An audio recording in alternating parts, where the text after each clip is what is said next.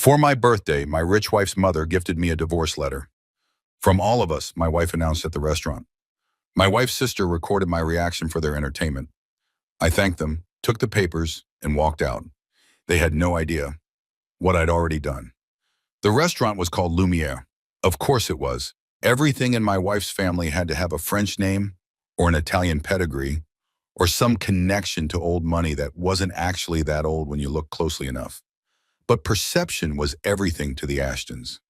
Perception was the currency they traded in, the air they breathed, the religion they practiced in their gated community cathedral. I should have known something was wrong the moment Charlotte suggested we celebrate my 35th birthday there. Charlotte, my wife of 7 years, the woman I'd met in a coffee shop when she was slumming it in grad school and I was finishing my PhD in computational mathematics, had never been particularly interested in my birthdays before. Last year, she'd forgotten entirely until her assistant reminded her at 9 p.m., and she'd ordered me a cake from the bakery downstairs from her office. The year before that, she'd been in Mykonos with her sister and mother, and I'd spent the evening alone with a bottle of wine and a documentary about prime numbers. But this year, she insisted, Lumiere, 8 o'clock, dress well. I wore the suit she'd bought me 2 years ago, the one I only wore to her family's events because it cost more than my first car and made me feel like I was wearing someone else's skin. Navy blue, Italian wool, tailored to within an inch of its life. I looked good in it. I looked like someone who belonged at Lumiere. I didn't belong at Lumiere. The restaurant occupied the top floor of the Ashton Tower, yes, they owned the building, and offered panoramic views of the city skyline, floor-to-ceiling windows, servers who moved like ghosts, wine lists that read like rare book catalogs, the kind of place where you could spend a month's rent on dinner and still walk away hungry if you ordered wrong. I arrived exactly on time, 8 o'clock, and found Charlotte already seated, with her mother and her sister and her father and her brother, the entire Ashton family arranged around a table like judges at a tribunal. My stomach dropped. There he is, Charlotte's mother, Victoria, announced with a smile that didn't reach her eyes. She was 63 but looked 45. Thanks to a small fortune in preventative procedures and a lifetime of never having to worry about anything except how she looked while not worrying. Her hair was that particular shade of blonde that only comes from very expensive salons, and her jewelry probably cost more than my student loans. The birthday boy. David, Charlotte said, rising to kiss my cheek. Her perfume was new, something I didn't recognize. You're right on time. Of course, I said, trying to read her face. Her expression was pleasant, neutral, giving nothing away. 7 years of marriage, and sometimes I felt like I was still trying to crack her code. I didn't realize this was a family dinner. Oh, we wouldn't miss it, her father Robert said. He didn't stand. Robert Ashton never stood for anyone who wasn't worth at least 8 figures. 35 is a significant milestone. Is it? I asked, taking my seat between Charlotte and her sister, Melissa. It's halfway to 70, Melissa said, already filming me with her phone. She was 28, perpetually online, and treated life like an endless content opportunity. That's pretty significant. Mel, put the phone away, Charlotte said, but her tone was casual, permissive. The tone you'd use with a child you didn't actually expect to obey. Melissa lowered the phone, slightly. It was still pointed in my direction. A server appeared, young, beautiful, terrified, and poured wine I didn't choose. It was red. It probably cost more than my monthly salary as an adjunct professor. I didn't drink. So, Victoria said, leaning forward with that smile still fixed in place. David, how does it feel to be 35? Same as 34, I said. Pretty much identical to 33, if I'm being honest. Still teaching at the community college? Robert asked. University, I corrected quietly. Adjunct position. I teach graduate-level algorithm theory and, yes, he waved his hand dismissively. How much does that pay again? There was a silence. Charlotte looked at her plate. Enough, I said. Enough, Robert repeated, tasting the word like he'd tasted the wine, finding it wanting. Interesting definition of enough. Dad, Charlotte's brother Marcus said. He was the only one in the family I'd ever felt didn't actively despise me. Let's not I'm just making conversation, Robert said. It's a fair question. A man should know his worth. Speaking of which, he nodded at Victoria. Victoria reached into her handbag, something leather and obscenely expensive, and withdrew an envelope. Cream-colored, heavy stock.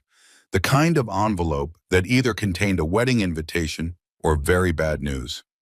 She slid it across the table toward me. "Happy birthday, David," she said. The restaurant noise seemed to fade. The clinking of silverware. The murmur of other diners. The soft jazz playing through invisible speakers. It all receded until there was only the sound of my own heartbeat and the envelope sitting in front of me like a small white bomb. "What is this?" I asked. "Open it," Victoria said. I looked at Charlotte. She was still looking at her plate. Her jaw was tight. I knew that expression. It was the one she wore when she'd already made a decision and was just waiting for everyone else to catch up. "Charlotte?" I said. "One." "Oh, said, "Just open it, David," she said softly. Melissa raised her phone higher. She wasn't even pretending now. She was recording. I picked up the envelope. It was heavier than it should have been. Inside, I could feel the weight of multiple pages. My hands were steady as I opened it, which surprised me. I felt like I should be shaking, like there should be some physical manifestation of what I already knew was coming. The first page was a letter, printed on Ashton family letterhead. "Dear David, after careful consideration and numerous family discussions, we have come to a unanimous decision regarding your marriage to our daughter, Charlotte. It is clear that this union has not been beneficial to either party, and in the interest of everyone's future well-being, we believe it is time to dissolve this relationship. The enclosed documents have been prepared by our legal team. You will find the terms to be fair-ish and straightforward. Charlotte will retain all marital assets, which is appropriate given that they are primarily derived from family sources. You will receive a one-time settlement of $50,000, which we trust you will find more than adequate compensation for your time. We expect your cooperation in finalizing these arrangements quickly and quietly. Any attempt to contest these terms or create difficulty for our family will be met with the full force of our legal and financial resources. This decision comes from all of us. It is final. Sincerely, the Ashton family. Behind it were the divorce papers. I read them. All of them.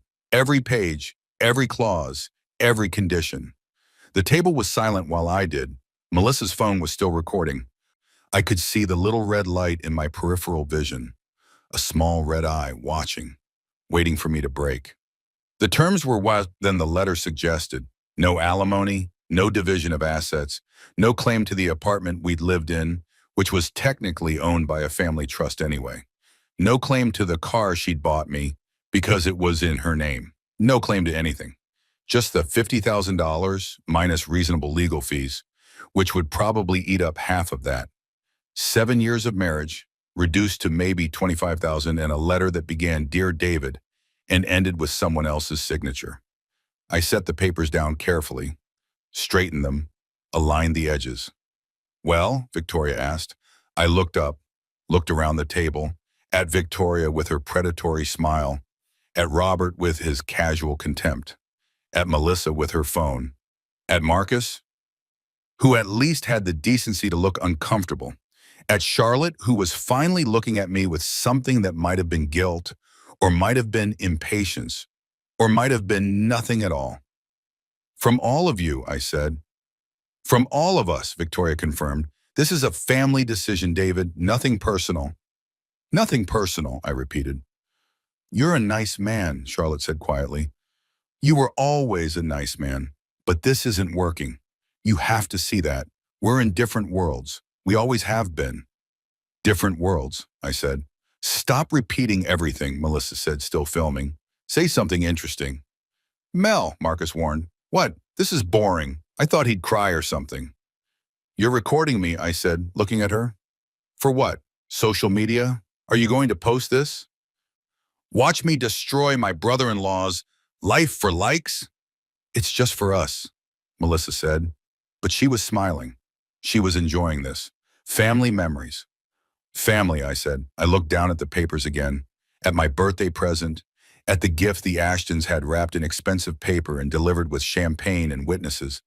Something inside me, something that had been bending for 7 years, warping, compressing, taking on the weight of constant small humiliations, finally broke. Not broke like shattered, broke like a door breaking open. Thank you, I said.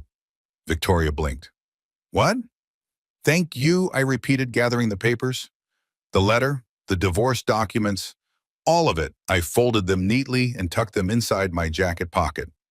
This is incredibly generous. $50,000 minus legal fees. That's what? 25,000? Maybe 30 if I'm lucky? David, Charlotte started. No, really, I said, standing. I appreciate it. I appreciate all of this. The dinner, the venue, the whole family being here, Melissa recording it for posterity. This is exactly what I needed. Sit down, Robert said. I think I'm going to go, I said. But please, don't let me ruin your evening. Order dessert, celebrate. This is what you wanted, right? What you've all wanted for years? You're being dramatic, Victoria said. Am I? I looked at her, really looked at her, at the woman who'd never once called me by name without making it sound like an insult, who'd introduced me at parties as Charlotte's husband with the same tone someone might use to say Charlotte's unfortunate rash, who'd made it clear from day one that I was temporary, tolerated, and ultimately disposable. I don't think I'm being dramatic enough. David, Charlotte said, standing now too. Her voice had an edge, the edge she used when things weren't going according to plan. Let's discuss this at home. This is our home now, I asked. Your apartment that I'm not allowed to claim in the divorce? That home? You're embarrassing yourself, Robert said. Good, I said. I've spent 7 years being embarrassed by all of you. It's nice to return the favor. I pulled out my wallet, drew out several bills, $160, which was about half of what was in there, and set them on the table. For my share of dinner, I said, I know how you feel about freeloaders. You don't have to, Marcus started. I do, though, I said. That's the thing. I've always had to prove myself, had to justify my existence in your world, had to be grateful for every scrap of tolerance you threw my way, had to smile while you made jokes about my salary and my background and my insufficient net worth, had to pretend I didn't notice every little way you made it clear I wasn't good enough. If you felt that way, Victoria said coldly, you should have said something. I did, I said, over and over, but you can't hear what you've decided doesn't matter. I looked at Charlotte one more time. 7 years ago, she'd been different. Or I'd thought she was different. Or maybe she'd never been different, and I'd just been very good at lying to myself. She'd seemed curious about the world outside her bubble, interested in ideas, excited by the notion that there were things money couldn't buy and problems it couldn't solve. She'd read my papers on algorithmic complexity and said they were beautiful. She'd asked questions. She'd listened. Or maybe she'd just been slumming. Maybe I'd been a curiosity, a brief walk on the wild side before she returned to the world she was born to inherit. I loved you, I said. She flinched, just slightly. I actually loved you. Despite everything, despite your family, despite the fact that you were ashamed of me from the moment we got married, despite knowing I'd never be enough, I loved you. David, but you're right, I said. This isn't working. It never was. So yes, thank you for the divorce, for the papers, for doing this publicly, on my birthday, with your sister recording it like a fucking reality show. Thank you for making this easy. I turned to leave. Easy? Victoria's voice was sharp. You think this is easy? You think you can just walk out of here and what? I stopped, turned back. What exactly do you think I'm going to do? Contest the divorce? Fight you in court? Make your lives difficult? I smiled. It felt strange on my face, like wearing a mask that didn't quite fit. No, I'm not going to do any of that. I'm going to sign the papers. Take my $25,000. Disappear from your lives completely. Isn't that what you want? Victoria's eyes narrowed. Yes. Then we agree, I said. For the first time in 7 years, we actually agree on something remarkable. I walked toward the exit. The entire restaurant was watching now. Diners had stopped eating. Servers had stopped serving. Even the jazz seemed quieter. At the elevator, I pressed the button. Behind me, I heard Charlotte's voice. David? Wait. The elevator doors opened. I stepped inside. I'm sorry it had to be like this, she called out. The doors started to close. No, you're not, I said, just loud enough for her to hear. And then the doors closed, and I was alone in a mirrored box, descending. I looked at my reflection. At the man in the expensive suit that wasn't really his. The man who'd just been divorced by committee. The man whose wife's sister had filmed his humiliation for entertainment. And I started laughing, not hysterical laughter, not broken laughter, satisfied laughter, because they had no idea. They had no idea what I'd already done. They had no idea what was already in motion. They had no idea that their gift, this divorce, these papers, this public humiliation, was exactly what I'd been waiting for. The elevator reached the ground floor. The doors opened. I walked out into the night, into the city, into the rest of my life. And behind me, 37 floors up, the Ashton family sat in their expensive restaurant with their expensive wine, celebrating their victory. They wouldn't be celebrating for long. 3 months earlier, the discovery was an accident. Most of the important things in life are. I'd been looking for a stapler in Charlotte's home office, the room in the apartment that I was technically allowed to enter but had learned to avoid because nothing good ever came from being in there. When I found the folder, it was red, leather, expensive, like everything the Ashtons touched. It was tucked in the back of her filing cabinet, behind warranties for appliances I didn't know we owned, and investment statements I wasn't supposed to see. I wasn't snooping. Let me be clear about that. I know how this sounds. I know what you're thinking. But I genuinely was just looking for a stapler because mine had broken and I needed to compile some lecture notes. And Charlotte had 3 staplers in her office, and I thought she wouldn't mind if I borrowed one. The folder fell out when I pulled open the drawer. Papers spilled across the floor, and as I bent to gather them, I started reading.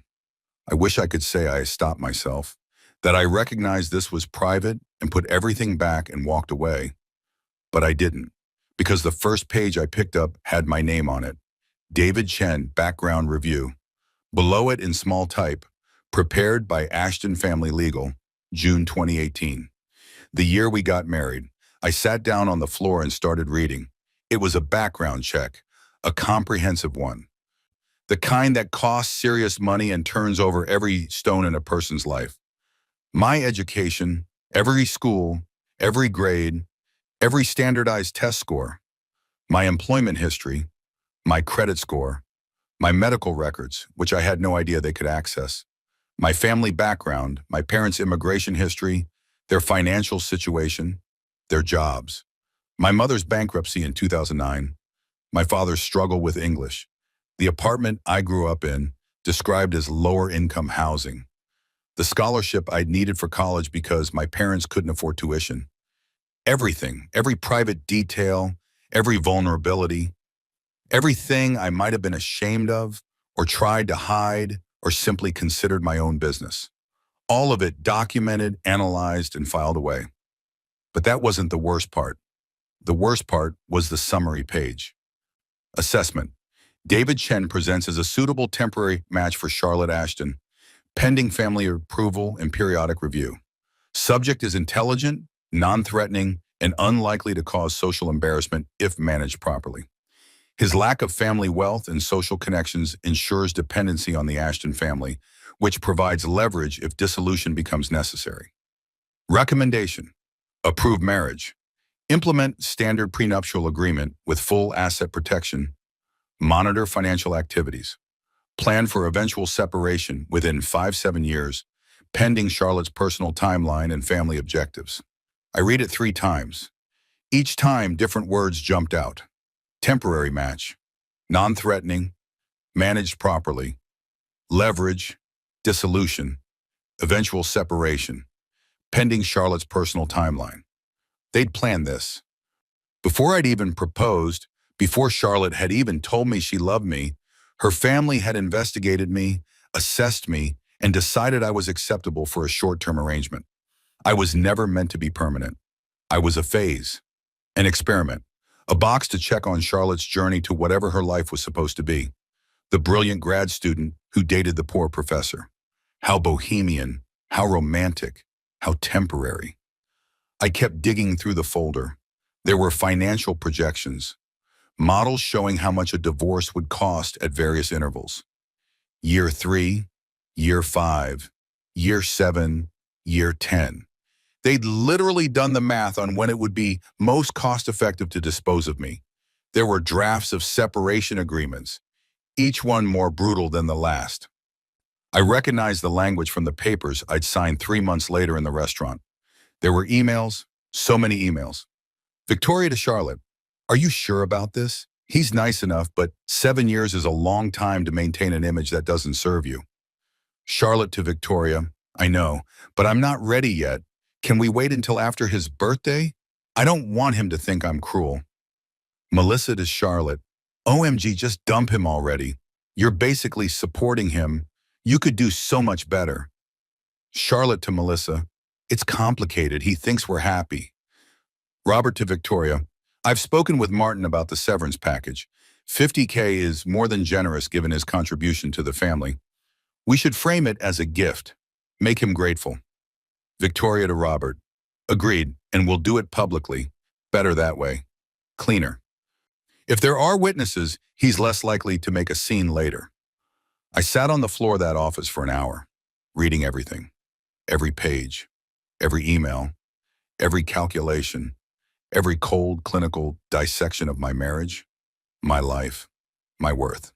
They were planning to divorce me at dinner. They were going to make it public. They were going to film it. They were going to make me thank them for it. And they genuinely believed that I would take the money, sign the papers, and disappear gratefully into whatever lower income housing they assumed I'd crawl back to.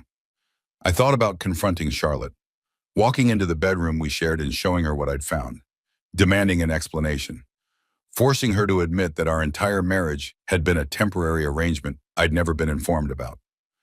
But then I thought, what would that accomplish? She'd deny it, or worse, she'd admit it and not care. She'd tell me I was being dramatic, that this was just practical planning, that every wealthy family does this, that I should have known what I was getting into. And maybe she'd be right. Maybe I should have known. Maybe the signs were always there, and I'd just been too in love or too stupid to see them. I put the folder back exactly where I'd found it, took the stapler I'd originally been looking for, went back to my desk in the corner of the living room where I was allowed to work, stapled my lecture notes, and then I started planning. If they wanted a calculation, I'd give them a calculation. If they wanted to divorce me at dinner, I'd let them divorce me at dinner. If they wanted to film my reaction, I'd give them a reaction to film. But I wouldn't be the variable they'd accounted for in their projections. I wouldn't be the non-threatening, manageable, grateful recipient of their severance package. I'd be the error that broke their algorithm. I spent the next 3 months preparing. I was very, very careful. I'm a mathematician. Specifically, I study algorithms, sets of instructions that solve problems. In my field, elegance matters. An elegant algorithm is one that solves a complex problem with minimal steps, maximum efficiency, and no wasted motion. The Ashtons thought they had an elegant algorithm for disposing of me. They were wrong. Their algorithm had a flaw, a fatal one. They assumed I was passive, that I lacked resources, that 7 years of small humiliations had made me weak, dependent, afraid. They were right about some of that. I was afraid. I was financially dependent. I'd become smaller over the years, quieter, more careful about when I spoke and what I said and how much space I took up. But here's what they didn't know about mathematicians. We notice patterns, and once you notice a pattern, you can't unsee it. I'd been noticing patterns for years. I'd noticed how Victoria always seated me at the end of the table at family dinners, far from the conversation. I'd noticed how Robert asked about my salary every time we met, always with the same tone of amused contempt. I'd noticed how Charlotte had stopped introducing me as her husband and started introducing me as David, as if our relationship were a detail too minor to mention. I'd noticed how Melissa filmed everything, constantly, and how those videos never included me unless I was doing something that could be mocked later. I'd noticed how Marcus apologized more than anyone should have to apologize for their family. I'd noticed how the apartment lease was in Charlotte's name only, how the car title was in Charlotte's name only, how our joint bank account wasn't actually joint. My name was on it, but I had no withdrawal authority above 500 without her approval. I'd noticed how I'd slowly been erased from my own life, and I'd started documenting. Not obviously, not in ways they'd notice, but I started keeping records. I kept emails. Every email Charlotte had ever sent me, every text message, every communication from any member of the Ashton family. I backed them up, encrypted them, stored them in 3 different cloud services under accounts they didn't know existed. I kept financial records. Every transaction. Every time Charlotte loaned me money for something and then later reminded me I owed her. Every time the family paid for something and then sent me a bill. Every passive-aggressive Venmo request for my share of expenses. I kept notes, dates, times conversations, who said what, who was present, what the context was. I wrote them in a journal I kept at my office at the university, the one place I knew they'd never look because they'd never once visited me there. I kept photos, the apartment, the car, the documents that said everything was Charlotte's, my corner desk with my laptop and my books and the life I was allowed to have in the margins of her much larger life. And then, after I found that red folder, I started doing something else. I started really looking at the Ashton family business. Robert Ashton was a real estate developer. That's how he introduced himself at parties. Real estate developer. As if it were a profession that required only one definition. But the more I looked, the more interesting it became. The Ashton Group owned property all over the city. Residential buildings, commercial spaces, development projects. It was valued at somewhere around $400 million, though the exact number was hard to pin down because the company was private and the family was secretive. But I had access to things the average person didn't. I had access to Charlotte, or rather I had access to Charlotte's laptop, which she left open in the kitchen sometimes when she was taking phone calls. I had access to her passwords, which she kept in a note on her phone that she'd shown me once when she needed me to handle something while she was traveling. I had access to the home network, which I managed because no one else in the family understood how routers worked. And I had skills. People forget that computational mathematicians aren't just theorists. We code. We analyze data. We find patterns in noise. We're very, very good at accessing systems. I didn't hack anything. Let me be clear about that. I didn't need to. Charlotte had given me access years ago when she'd asked me to help her organize her files. I'd created a backup system for her so you never lose anything important. And she'd been grateful. She'd never thought to revoke that access. Over 3 months, I downloaded everything: financial records, tax returns, contracts, property deeds, development plans, email archives, meeting notes, board presentations, internal memos, legal documents, settlement agreements with tenants, building inspection reports, loan applications, insurance claims, everything. And as I read through it all, late at night while Charlotte slept, I started to see the pattern. The Ashton Group was a house of cards, not obviously, not in ways that would show up in a casual audit, but there were discrepancies, small ones at first, properties listed at one value on tax documents and another value on loan applications. Development projects that were funded through a maze of subsidiary companies and offshore accounts. Rental income that didn't quite match what the properties should have generated. Building code violations that had been settled quietly with payments that didn't appear in any official records. Nothing illegal, exactly.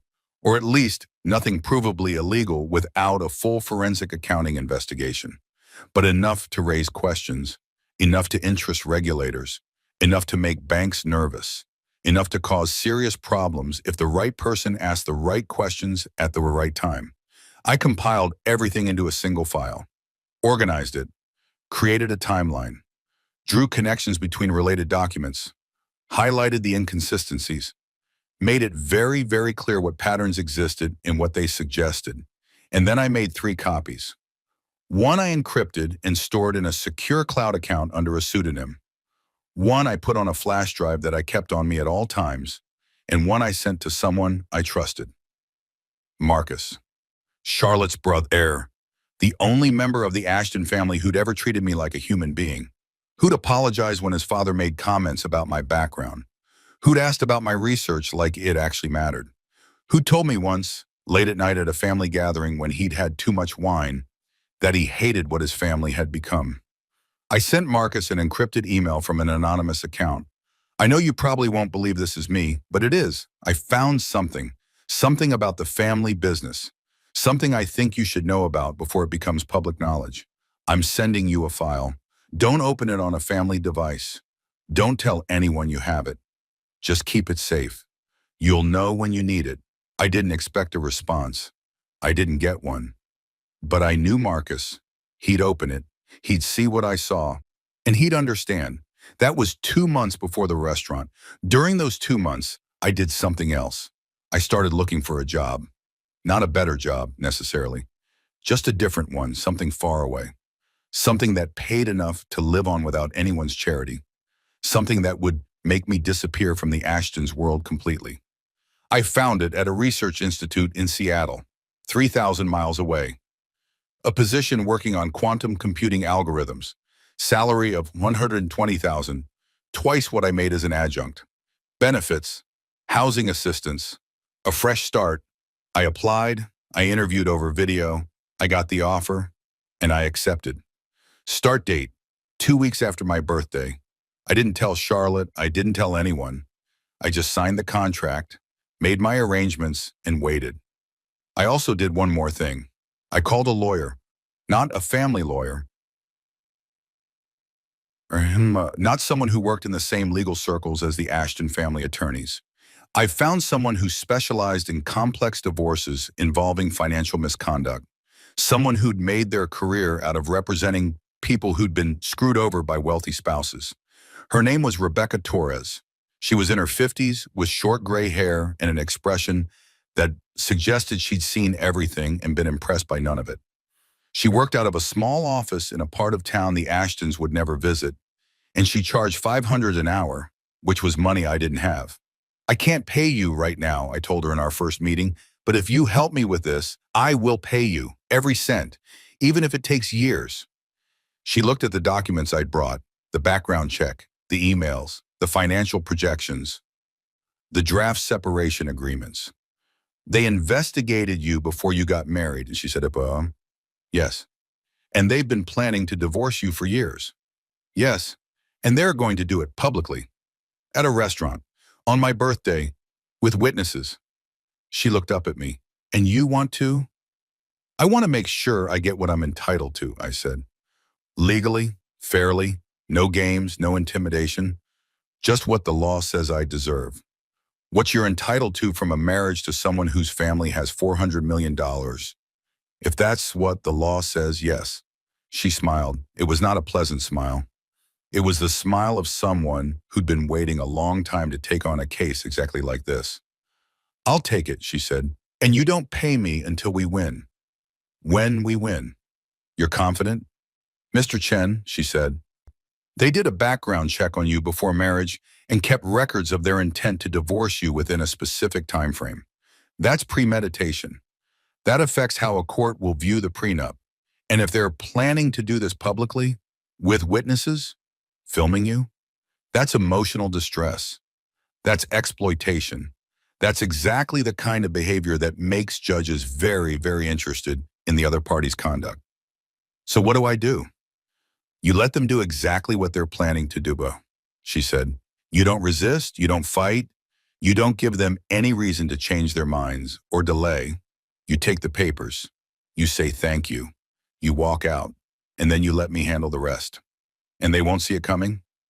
Mr. Chen, she said, people like the Ashtons never see it coming. They're so used to winning that they forget there are rules, and rules, it turns out, apply to everyone. So that was my algorithm. Step 1, let them divorce me publicly. Step 2, document everything. Step 3, file a countersuit. Step 4, watch their house of cards collapse. Elegant, efficient, no wasted motion. And that's where I was when I walked into Lumiere on my 35th birthday and found the entire Ashton family waiting to give me my gift. I didn't go home that night. Home, the apartment, Charlotte's apartment, didn't feel like somewhere I belonged anymore. Not that it ever really had, but there had been a comfortable fiction that we'd both maintained. The fiction that we lived there together, that it was our space, that I had a right to be there beyond the grace of her tolerance. That fiction was over now. Instead, I went to a hotel, nothing fancy, a Holiday Inn near the university, $79 a night. The room smelled like industrial cleaning solution and had a painting of a lighthouse bolted to the wall, but it had a bed and a door that locked and no one inside who just handed me divorce papers at dinner. I sat on the edge of the bed and pulled out my phone. 23 missed calls from Charlotte, 17 text messages, 6 voicemails. I listened to the voicemails. The first one was apologetic. "David, please call me. I know that was awful. I know. But we should talk about this. Call me back." The second was more urgent. "David, where are you? I'm worried. Just let me know you're okay." The third was annoyed. "You're being childish. We need to discuss this like adults. I'm at the apartment. Come home." The fourth was angry. "Fine. Don't answer, but you need to sign those papers. The lawyer needs them by Monday." The fifth was Victoria. "David, this is Charlotte's mother. I understand you're upset, but what's done is done. The sooner you sign those papers and accept the settlement, the sooner we can all move forward. There's no need to draw this out." The sixth was Marcus. "Hey man, it's Marcus.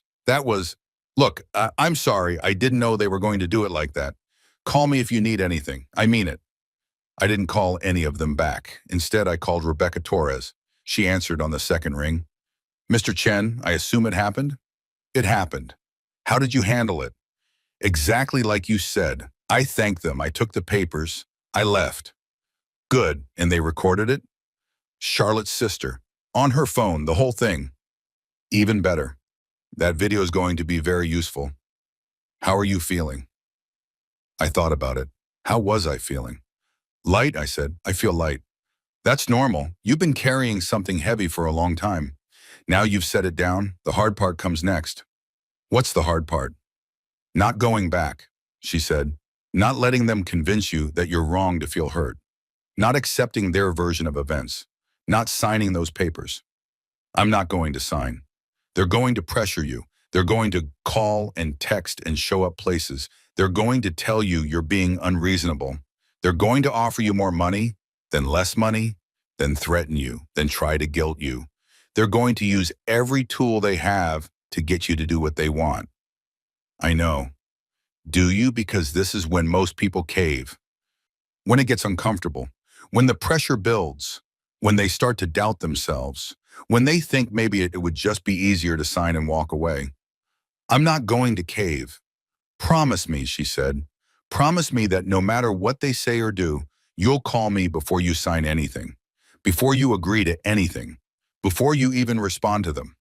"I promise." "Good. Now get some sleep. Tomorrow we start building your case." I slept better that night than I had in months. The next morning, Charlotte was waiting in the hotel lobby. I saw her as I came down for breakfast. She was sitting in one of the lobby chairs, wearing jeans and a t-shirt.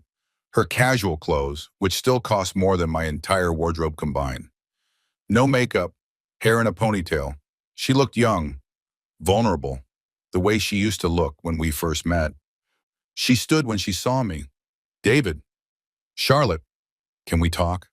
"How did you know I was here?" "You used the credit card for the room." The credit card, right. The one attached to our joint account.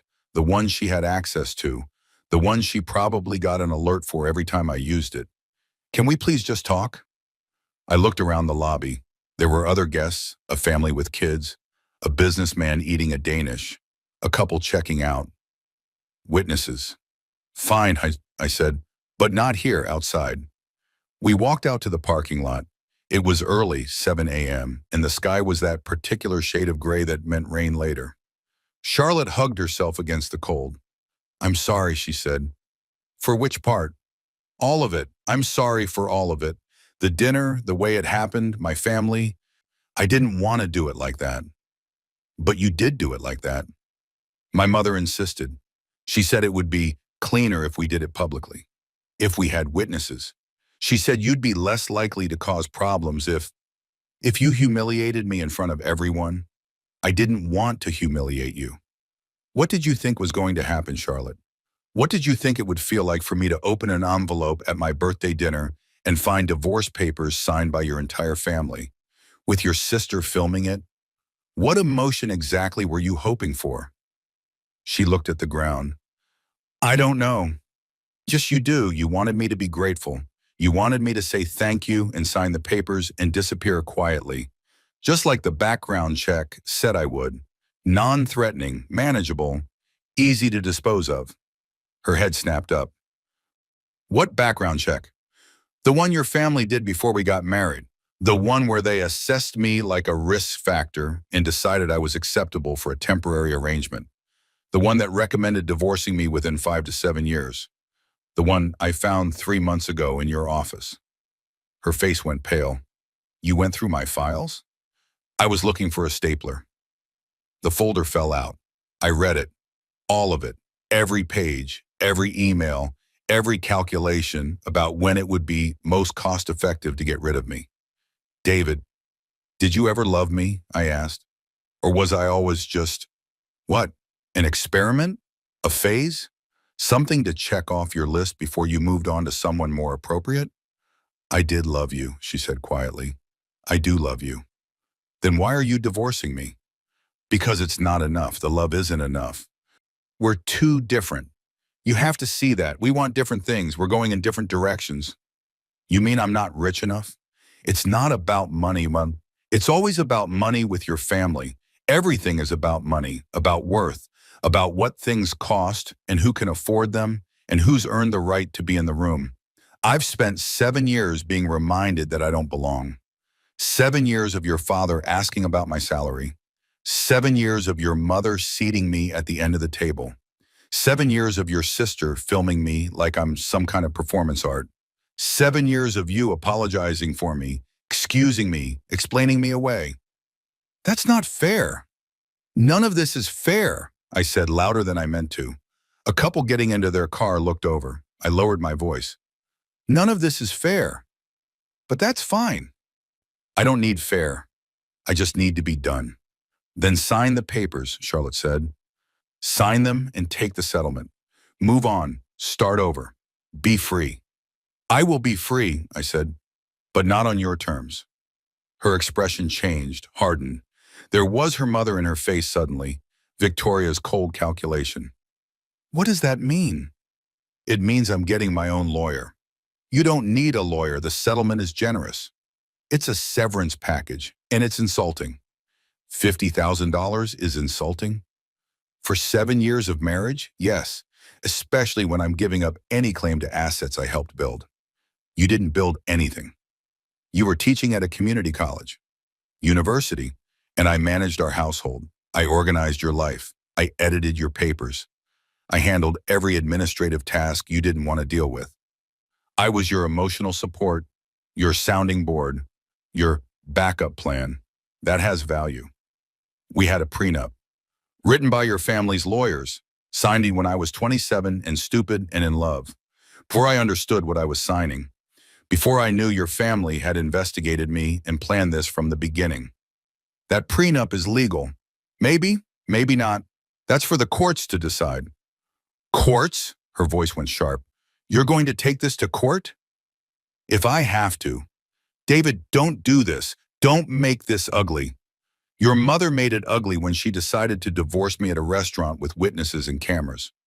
My mother doesn't speak for me. Doesn't she? You gave me a letter signed from all of us. You sat there while she slid those papers across the table. You let your sister film it. You didn't stop any of it. So yeah, she does speak for you. They all do. Charlotte's eyes were wet now. Real tears or performed tears. I couldn't tell anymore.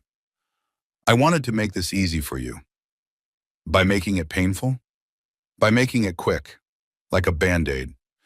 One sharp hurt, and then it's over, and you can heal. I am healing, I said, just not the way you expected. What do you want from me? Nothing, I said. I don't want anything from you anymore. That's the whole point. Then why won't you just sign? Because I'm not going to let your family write the ending to this story. I'm not going to be the disposable, poor professor who was grateful for the scraps and disappeared when dismissed. I'm not going to be the error they planned for in their algorithm. This isn't about algorithms. This is about our marriage. Our marriage was an algorithm. You just didn't show me the formula. She was crying now, actually crying. I'm sorry. I'm so sorry. I know I hurt you. I know my family hurt you. But please, David, please don't do this. Don't drag this out. Don't make it ugly. Just sign the papers. Take the money. Go live your life. Be happy. I will be happy, I said. But first, I'm going to be fair. I walked back toward the hotel lobby. David, she called after me. I stopped, turned.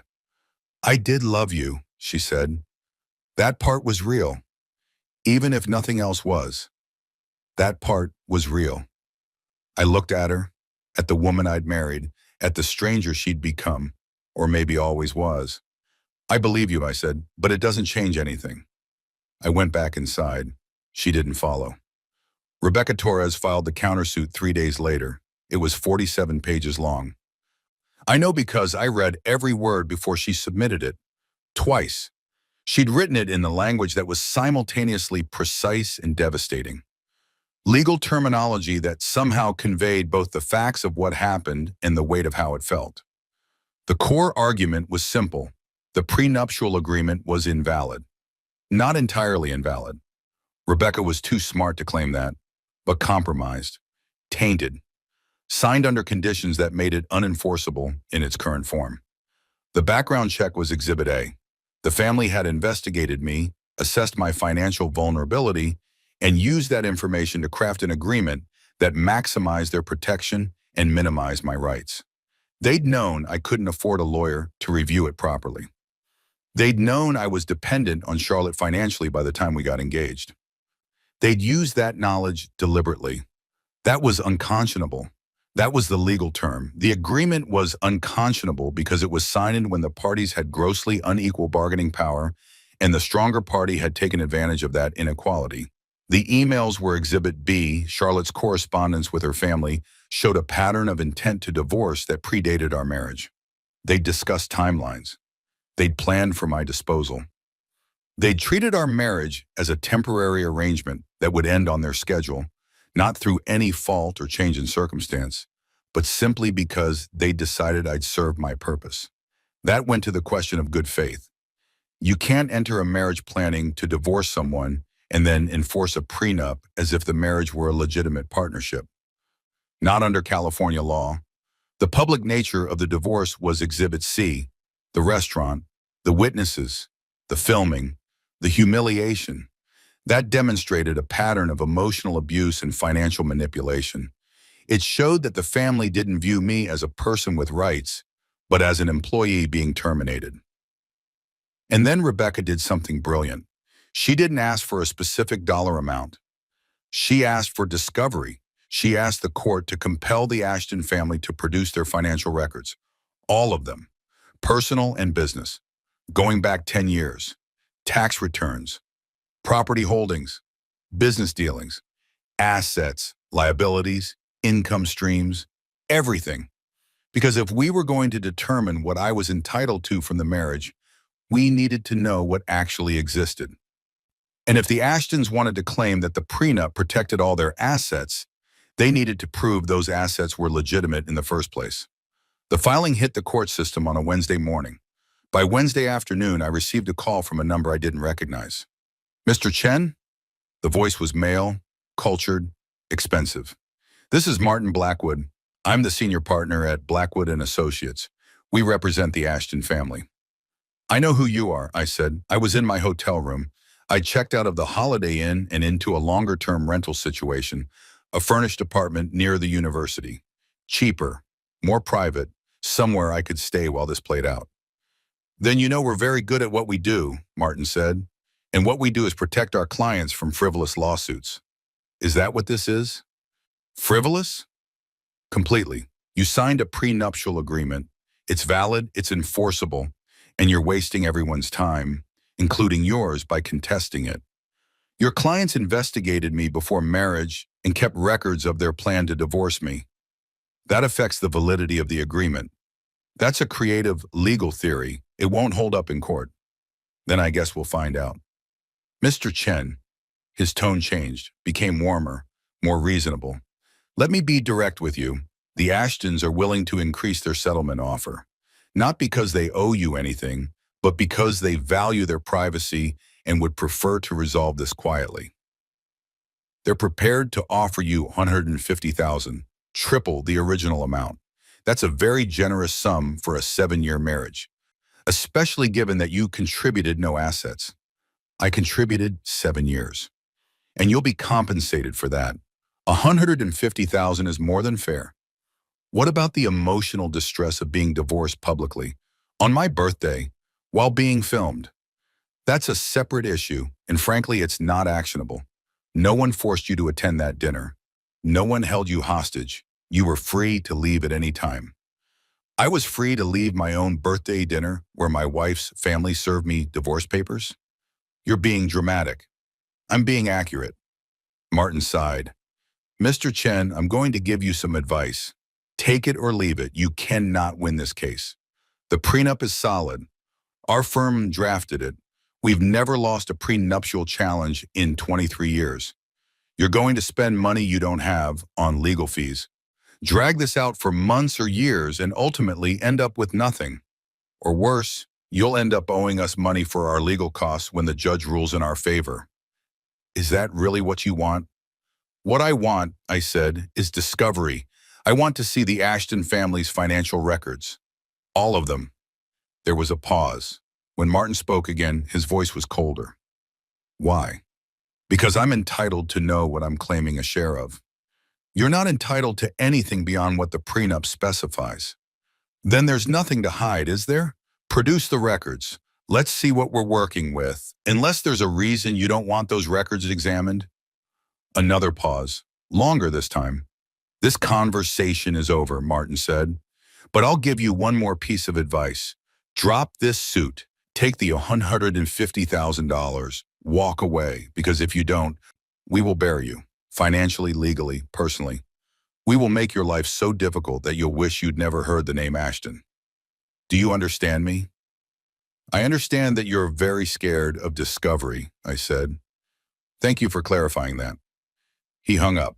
I sat in my empty apartment, holding the phone, feeling the adrenaline spike and fade. They'd offered me triple the original amount, which meant they were worried, which meant Rebecca was right, which meant we were on the right track. I called her and told her about the conversation. He threatened to bury you, she said. Good. Good? It means we hit a nerve. If they weren't worried, they'd be ignoring this. Instead, they're offering you more money and making threats. That's the behavior of people who know they're exposed. What do? We wait. They'll file a response to our discovery request. They'll try to limit it, narrow it, delay it. But they'll have to provide something. And once we start seeing their records, we'll know what we're really dealing with. And if their records are clean, they won't be, Rebecca said confidently. People with that much money never have completely clean records. There's always something, a questionable deduction, a property valued wrong, a loan that doesn't quite make sense. And if I can find one thing, I can find more. It's like pulling a thread. And then what? Then we negotiate from a position of strength instead of weakness. Then we get you what you're actually owed. Which is? Honestly, I'm thinking somewhere between $2 and $5 million, depending on what we find and how badly they want this to go away. I laughed. I couldn't help it. $2 million, they offered me $50,000 originally. That's because they thought you didn't know better. Now they know you do. Everything changes. Over the next 2 weeks, the following things happened. Charlotte called me 14 times. I didn't answer. Victoria sent me a letter via certified mail explaining in patronizing detail why I was making a mistake and urging me to reconsider my rash decision before permanent damage is done to all parties. Melissa posted a video on her private Instagram story about toxic people who refuse to move on gracefully. I knew because someone screenshotted it and sent it to me. Marcus texted me, I think you're doing the right thing. Don't let them bully you. Robert's office called my university and tried to get me fired by suggesting I'd stolen Charlotte's research.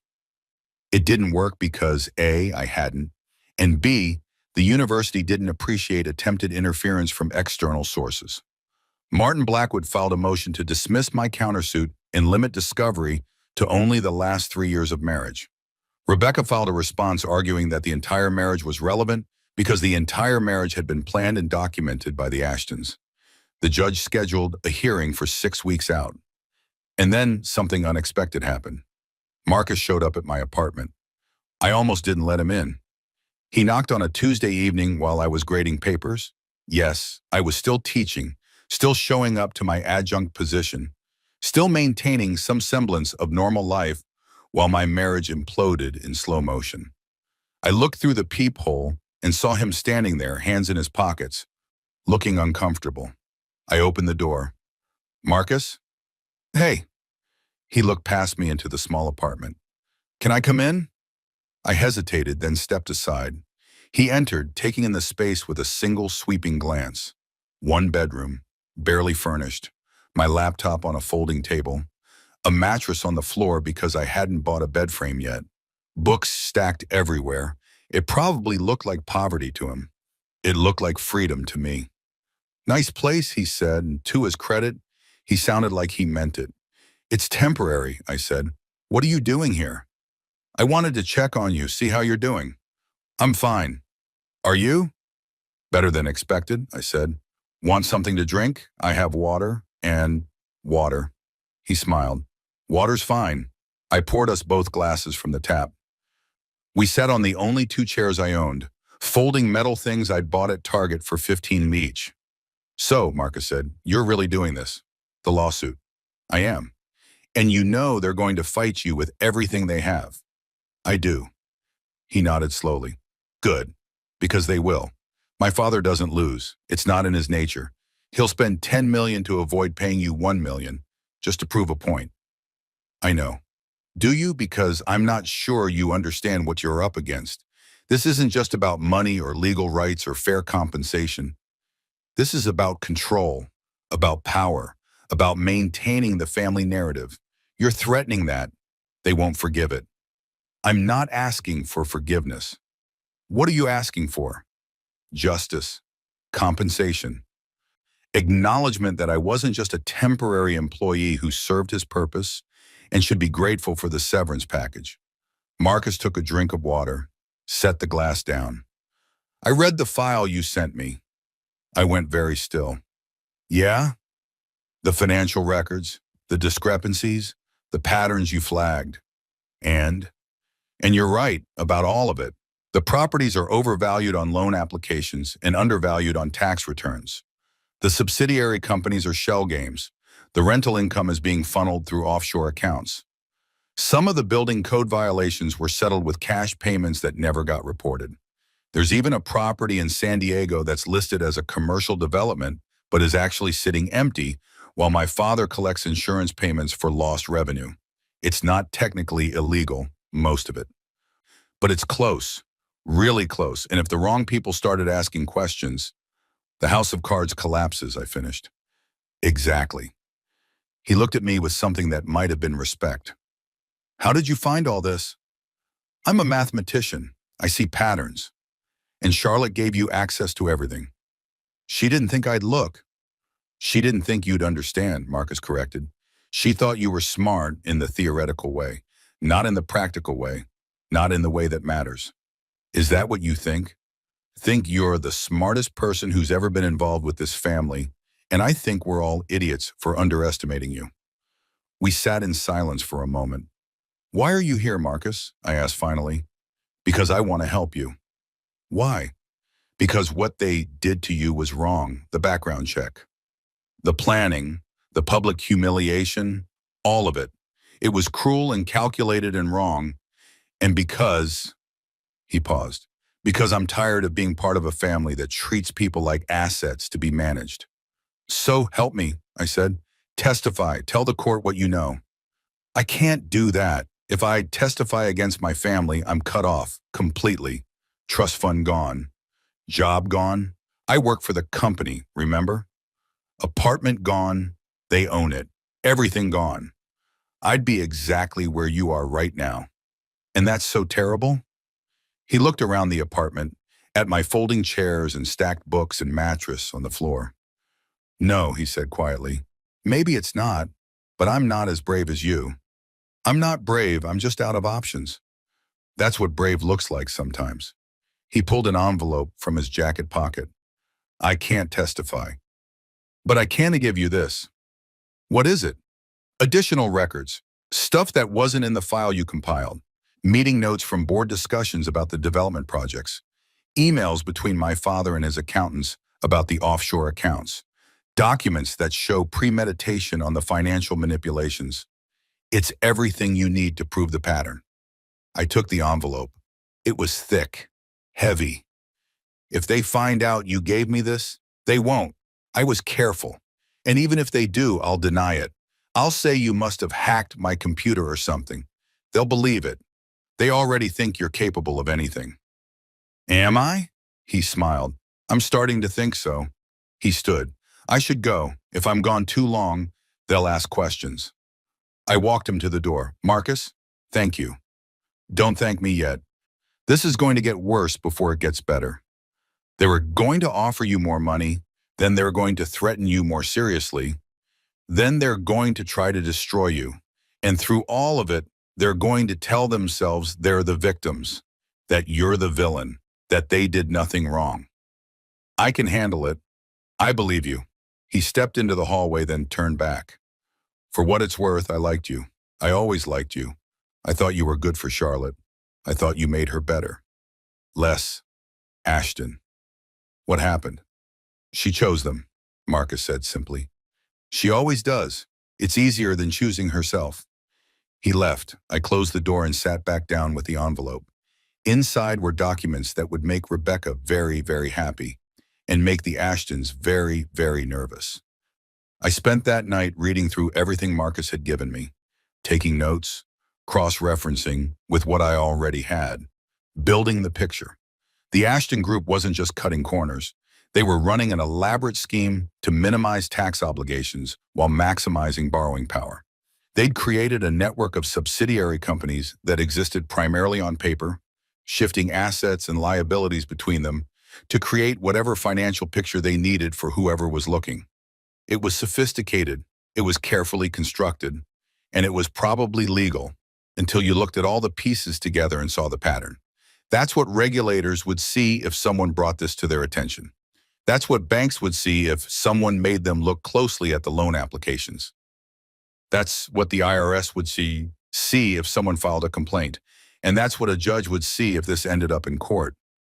I called Rebecca. She came over. I spread the documents across my folding table. She read them while I made terrible coffee on the hot plate I'd bought because the apartment didn't have a coffee maker. Holy shit, she said finally. Is it enough? It's more than enough. David, this isn't just about your divorce anymore. This is potential fraud, tax evasion, bank fraud. If we bring this into your case, we're not just asking for a fair settlement. We're threatening to expose decades of financial misconduct. Good. Good? She looked up at me. Do you understand what you're doing? You're not just taking on a wealthy family. You're potentially destroying them. They tried to destroy me first. They tried to divorce you. You're talking about criminal charges, federal investigations, the end of their business, the end of everything they've built. Everything they've built on lies, I said. Everything they've built by cheating the system and treating people as disposable. Yeah, I understand what I'm doing. She studied me. You're angrier than I thought. I'm not angry. I'm done being small. There's no going back from this. You know that, right? If we use this information, if we threaten to expose them, they'll never forgive you. Charlotte will never forgive you. You'll never be able to reconcile, never be able to go back to how things were. I don't want to go back to how things were. How things were was me being grateful for scraps from a table I helped set. Rebecca nodded slowly. Okay, then we use this. All of it. We file an amended complaint that includes the financial misconduct. We threaten to share this information with regulators if they don't settle fairly, and we watch them choose between their pride and their freedom. They'll settle? They'll settle, she said confidently, because people like the Ashtons always settle. They can't risk exposure, can't risk public scrutiny, can't risk anyone looking too closely at how they actually make their money. What's fair? I asked. What should I ask for? Everything, Rebecca said. You ask for everything, and then you negotiate down to what you're actually owed. The amended complaint was filed on a Thursday. By Friday morning, Martin Blackwood called, not to threaten this time, to negotiate. Mr. Chen, he said, and his voice was different, respectful, careful. I've reviewed your amended filing. And I think we should talk in person. Would you be available to meet next week? Why? Because my clients are interested in resolving this matter expeditiously and amicably. Amicably, that's an interesting word considering how this started. Mr. Chen, I understand you're angry. I'm not angry, I said. I was in my apartment. It was 7 a.m. I'd been awake since 5, unable to sleep, running through scenarios and outcomes and possibilities. I'm just done pretending. Then let's stop pretending. My clients made a mistake. Several mistakes, in fact. The way the divorce was handled was inappropriate. The settlement offer was inadequate. They recognize that now. They'd like to make it right. How much? I'd prefer to discuss that in person, with both legal teams present. Next Tuesday, if that works for you? I looked at the calendar on my phone. Tuesday was 6 days away. Fine, where? Our offices. 2 o'clock. Your offices? No. Neutral ground. A pause. The courthouse conference rooms then. 2nd floor, 2 o'clock. I'll be there. I hung up and called Rebecca. They want to settle, I told her. Already? That was fast. Is it? We filed yesterday, David. I expected at least 2 weeks of posturing before they'd even consider talking. The fact that they're asking to meet next Tuesday means they're very, very nervous about what's in that amended complaint. The financial records, exactly. They know if this goes to discovery, if we start deposing people, if we bring in forensic accountants, they're exposed. They can't let that happen. So we have leverage. We have all the leverage of years. The question is how much you want. I thought about it, about the 7 years, about the background check, about the dinner, about the way they'd made me feel, small, disposable, grateful for scraps for so long. I want them to admit what they did, I said. That's not going to happen. They'll never admit wrongdoing.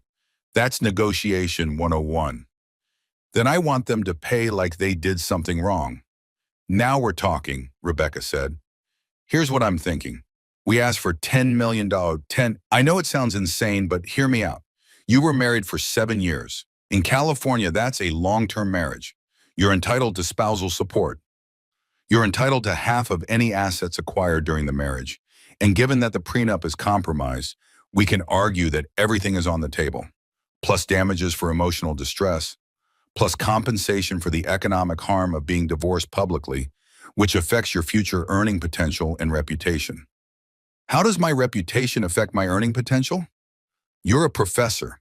Your reputation is your earning potential. And they filmed you being humiliated. They made you a spectacle. That has value, negative value, which they owe you for. They'll never pay $10 million. No, Rebecca agreed. They won't. They'll counter with something much lower. Maybe $500,000, maybe $1 million. And then we negotiate back and forth until we land somewhere between 3 and 5 million, which is what you're actually worth. You think I'm worth 5 million? I think 7 years of your life is worth $5 million. I think being investigated and documented and planned for like a business expense is worth $5 million. I think being divorced at dinner on your birthday while being filmed is worth $5 million. Don't you? I don't know, I said honestly. I don't know what I'm worth. I've spent so long being told I'm worthless. Then let me tell you what you're worth, Rebecca said firmly. You're worth whatever they're willing to pay to make this go away. And based on what's in that amended complaint, I think they're willing to pay a lot. The weekend passed slowly. Charlotte called twice. I didn't answer. She left voicemails. David, please, we need to talk. This has gone too far. What you're threatening, it's not just about me. It's about my whole family. My father could go to jail. The business could collapse. People could lose their jobs. Is that really what you want? Is your pride worth destroying everything? And later, I know you're hurt. I know I hurt you, but this isn't the answer. This isn't justice. This is revenge, and it's making you into someone you're not.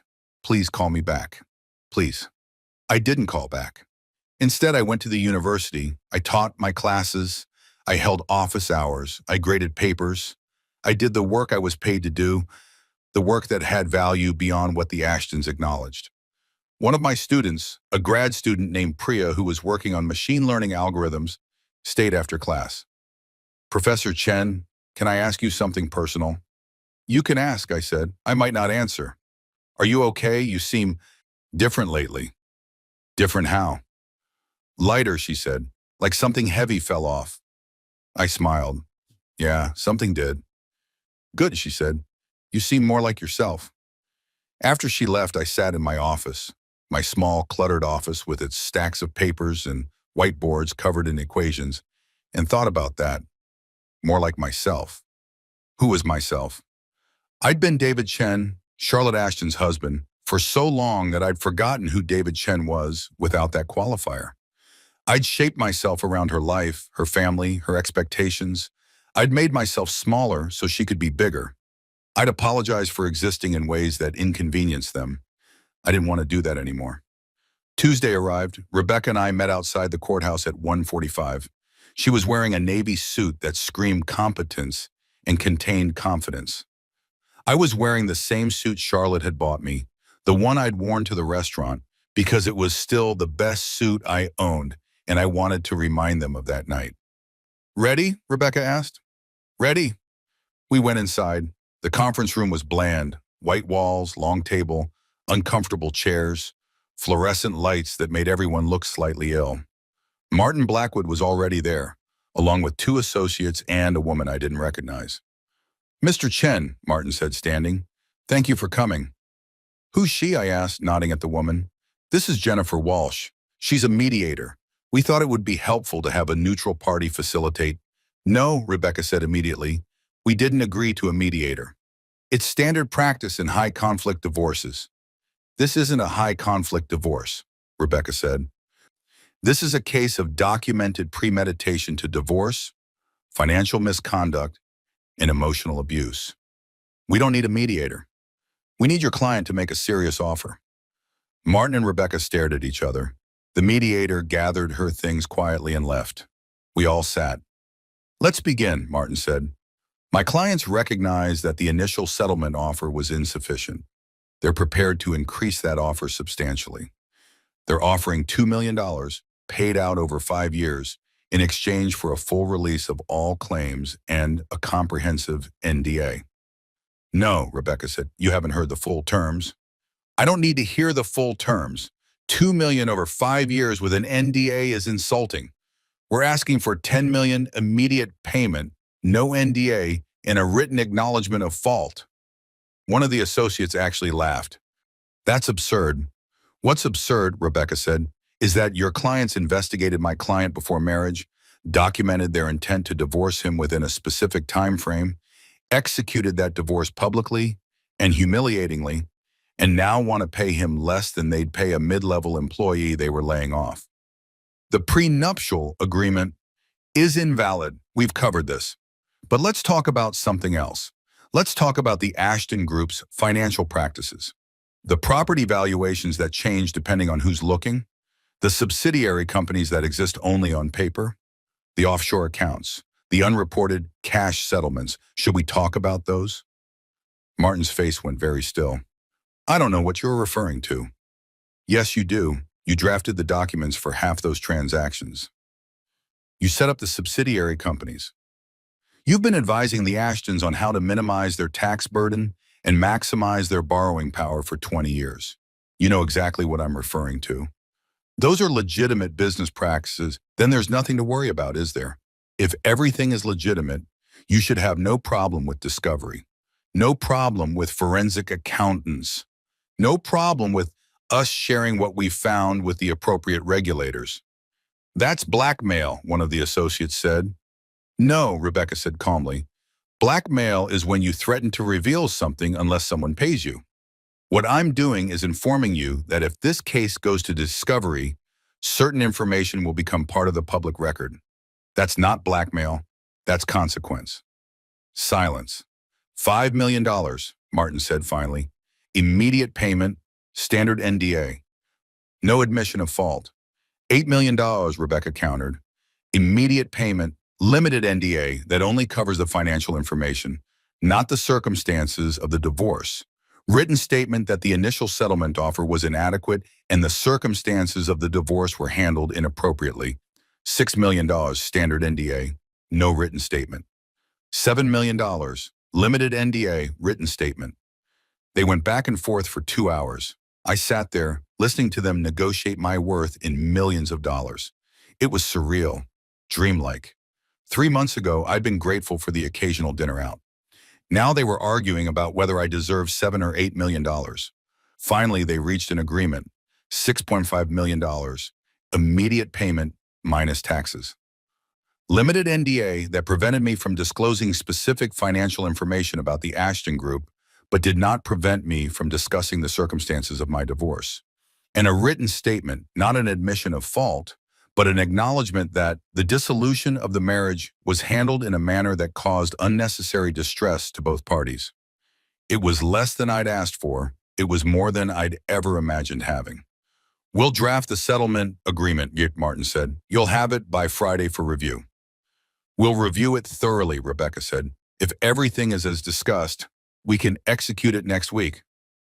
There's one more condition, Martin said. What? Charlotte wants to see him, to talk to him, before this is finalized. Absolutely not, Rebecca said. She's entitled to nothing. So she had 7 years to talk to him. She chose to do it at a restaurant on his birthday with her family and a camera. She doesn't get a private conversation now. I'll do it, I said. Rebecca turned to me. David? I'll do it, I repeated. If she wants to talk, I'll talk to her, once, alone. No lawyers, no family, just us. That's a bad idea. Maybe, but I want to hear what she has to say. Rebecca looked at me for a long moment, then nodded. Fine, but not until after the settlement is signed. I don't want her trying to manipulate you into changing the terms. Agreed, Martin said. We left the courthouse. On the steps, Rebecca turned to me. You did it. You actually did it. We did it. $6.5 million, David. That's life-changing money. It is, I said, but I didn't feel different. Didn't feel rich or vindicated or even particularly happy. I just felt complete, like I'd solved a problem that had been unsolved for a very long time. What happens now? Now we wait for the paperwork. Review it carefully. Make sure there are no last-minute surprises. Sign it, and then you get your money and you never have to think about the Ashtons again. What about the financial information? The records Marcus gave me? What about them? Do we turn them over to regulators? Rebecca was quiet for a moment. That's your decision. Legally, you don't have to. The NDA covers you disclosing it publicly, but it doesn't prevent you from filing a complaint with appropriate authorities. But if you do, they'll know it came from you, and they'll find a way to retaliate. They might not be able to touch your settlement. That's protected once it's signed, but they can make your life difficult in other ways. Reputation, future employment. They have resources. So I just let it go, let them keep cheating the system? I didn't say that. I said it's your decision. If you think it's worth the risk, if you think it's important enough to potentially sacrifice your peace for, then you should do it. But I want you to go in with your eyes open.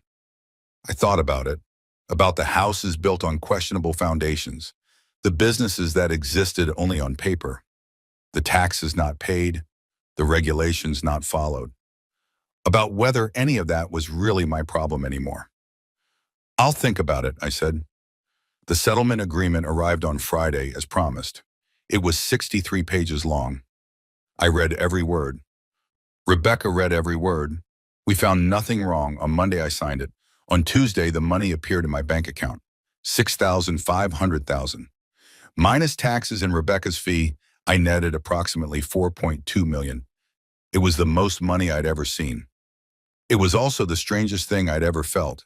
I'd expected relief, vindication. Instead, I felt empty, not sad empty, just clear. Like a room that's been cluttered for years and suddenly everything has been removed and you can see the shape of the space for the first time. I called Charlotte. She answered immediately. David, you wanted to talk. I said, let's talk. We met at a coffee shop, not the one where we'd first met. That felt too symbolic, too loaded with nostalgia that neither of us deserved to invoke.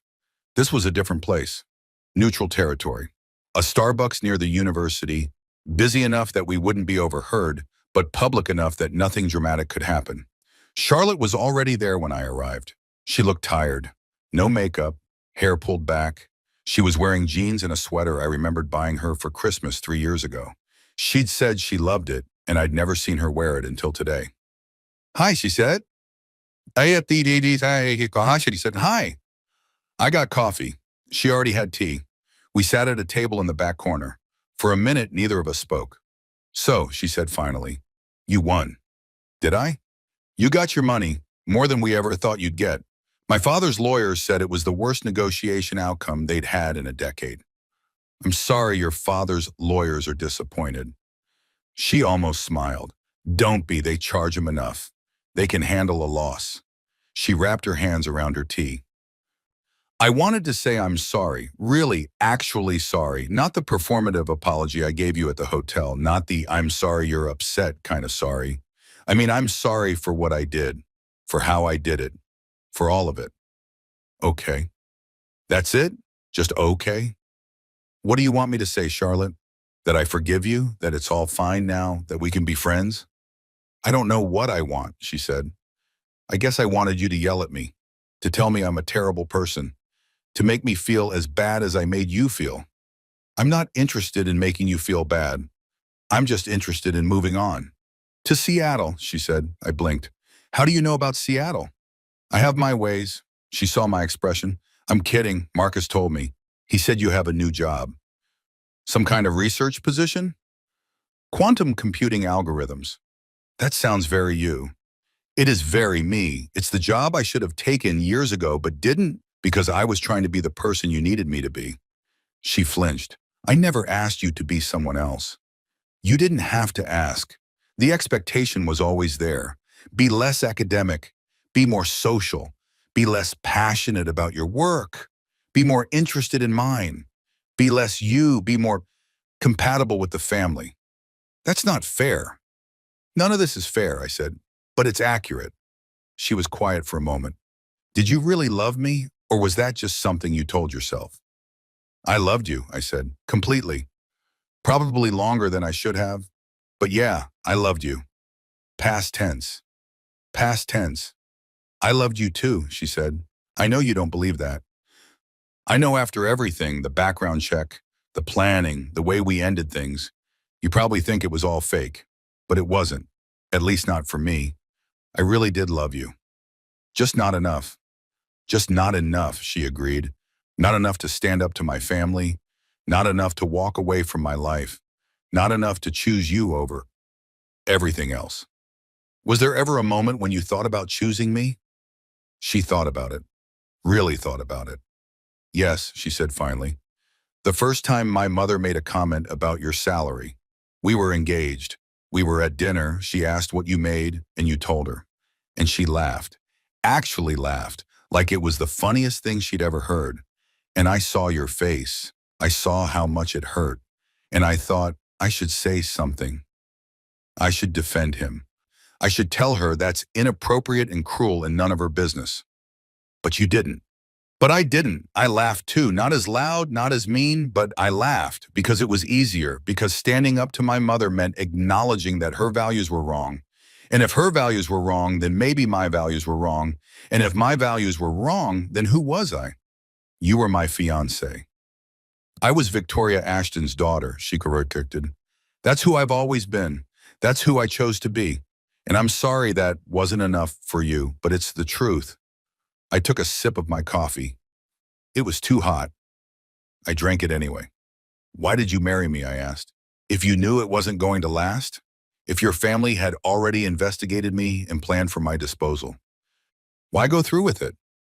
Because I wanted to believe it could work, she said.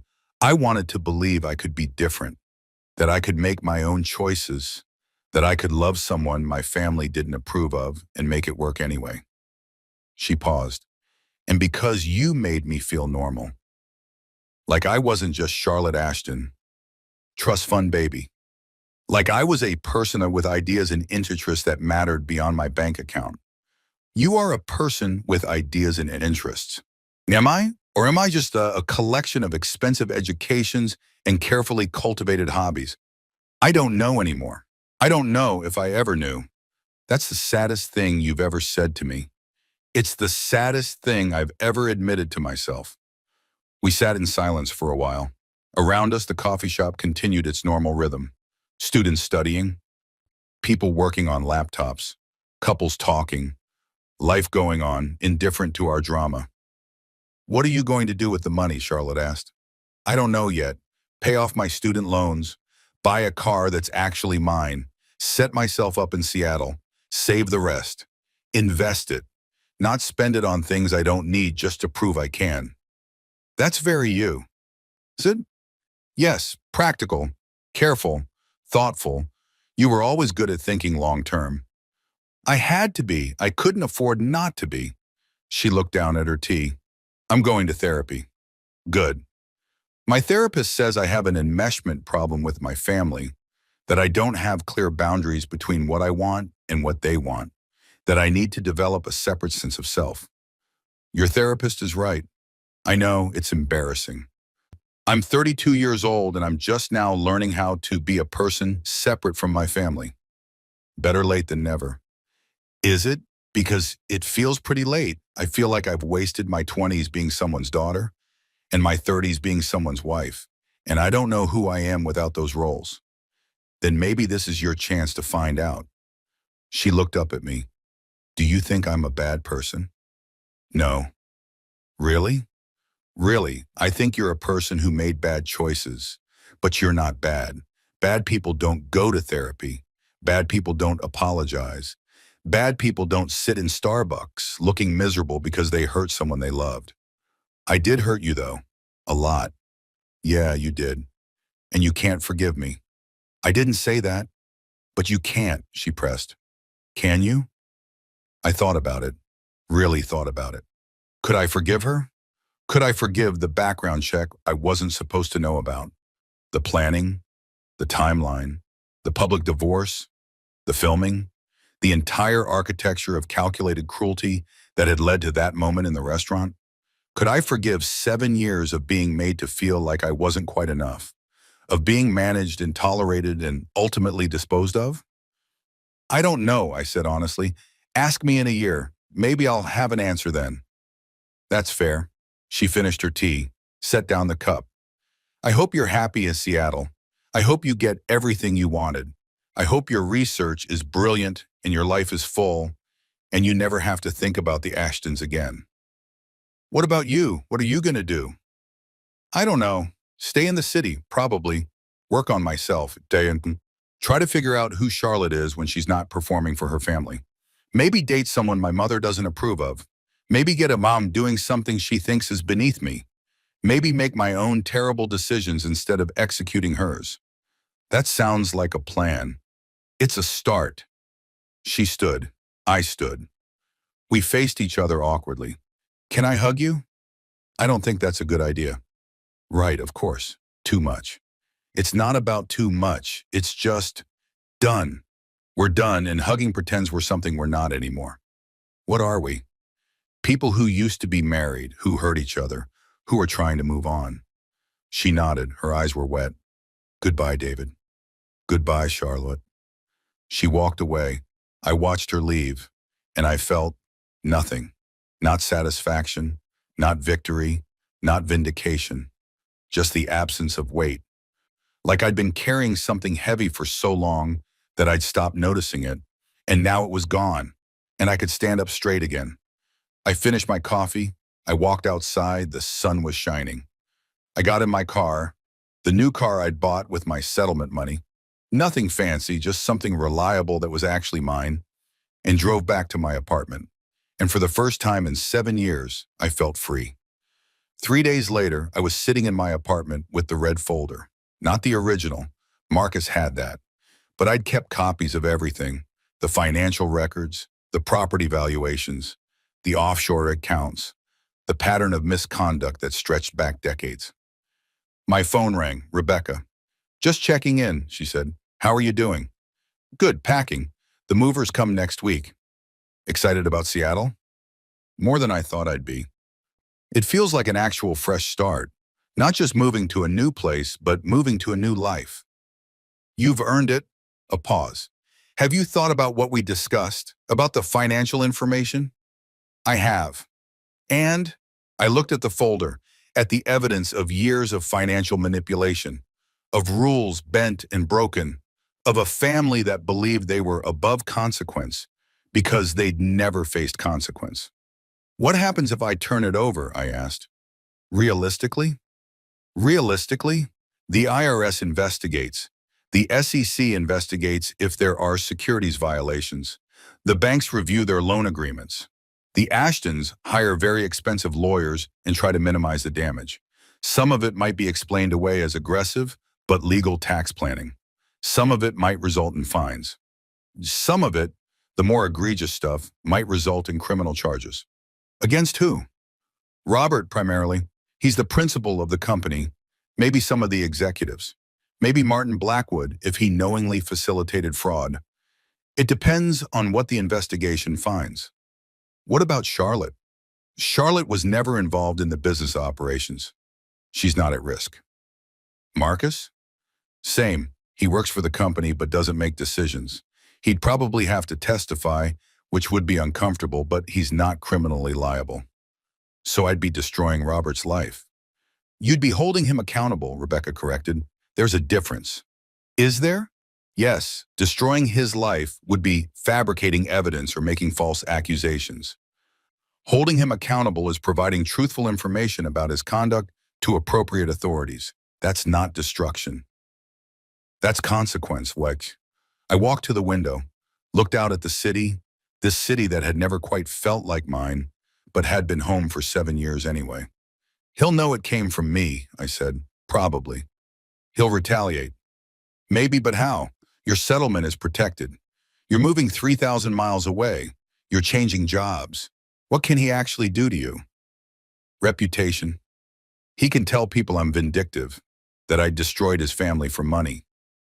People who matter won't believe that, and people who believe that don't matter."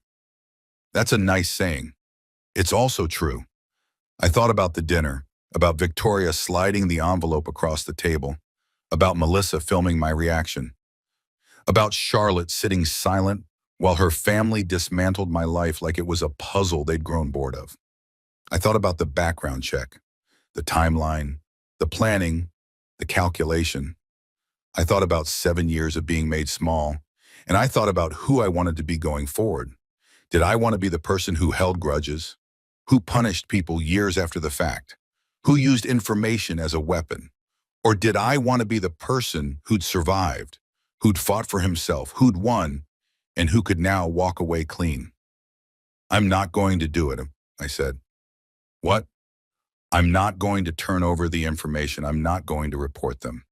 "David, I know what you're thinking, that they deserve it, that justice should be served, that people who cheat the system should face consequences.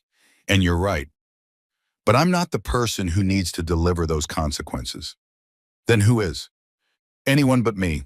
If the authorities want to investigate the Ashtons, they can do it on their own. If regulators want to look at their financial practices, they can do it without my help. But I'm done. I got what I came for. I got my settlement. I got my dignity back. I got my life back. That's enough." Rebecca was quiet for a long moment. "Are you sure?" "I'm sure. Because once you leave, once you move to Seattle and start your new job and build your new life, you can't change your mind. The evidence will get stale. The timeline will matter less. If you're going to act, it needs to be now. I know, and I'm choosing not to act. I'm choosing to let it go. Why? Because holding on to this, keeping these records, waiting for the right moment to destroy them, that keeps me tied to them. It makes them part of my story forever. The professor who brought down the Ashton Empire. That's not who I want to be. Who do you want to be? Someone who moved on. Someone who built something new. Someone who doesn't define himself by what he survived, but by what he created after. That's very healthy and well-adjusted of you. I'm trying something new. What about justice? What about it? You're just going to let them get away with it? I'm going to let them live with it, I said. I'm going to let Robert lie awake at night wondering if I turned over those files. I'm going to let Victoria spend the rest of her life knowing her plan failed. I'm going to let Charlotte wonder what her life would have been like if she'd chosen differently. That's my revenge. Uncertainty, guilt, the knowledge that they underestimated me, and it cost them millions of dollars in their sense of control. That's actually pretty good revenge. I learned from the best. Who? You. You showed me how to be strategic instead of emotional, how to plan instead of react, how to win on my own terms. I like that, Rebecca said. Winning on your own terms, that's a good way to think about it. So we're done? Officially? Officially, unless they violate the settlement agreement somehow, but I don't think they will. They're too scared of what you might do. Good. David? Yeah? I'm proud of you, for all of it. For fighting, for winning, for walking away. That takes more strength than most people have. Thank you. For everything. I couldn't have done this without you. Sure you could have. You just would have done it differently. Probably less profitably. I laughed. Probably, Manu. After we hung up, I took the red folder to the shredder I'd bought for exactly this purpose. I fed in the pages one at a time. The financial records, the property valuations, the offshore accounts, the meeting notes, the emails, the evidence of years of misconduct. All of it. I watched it turn into confetti, and then I threw the confetti away.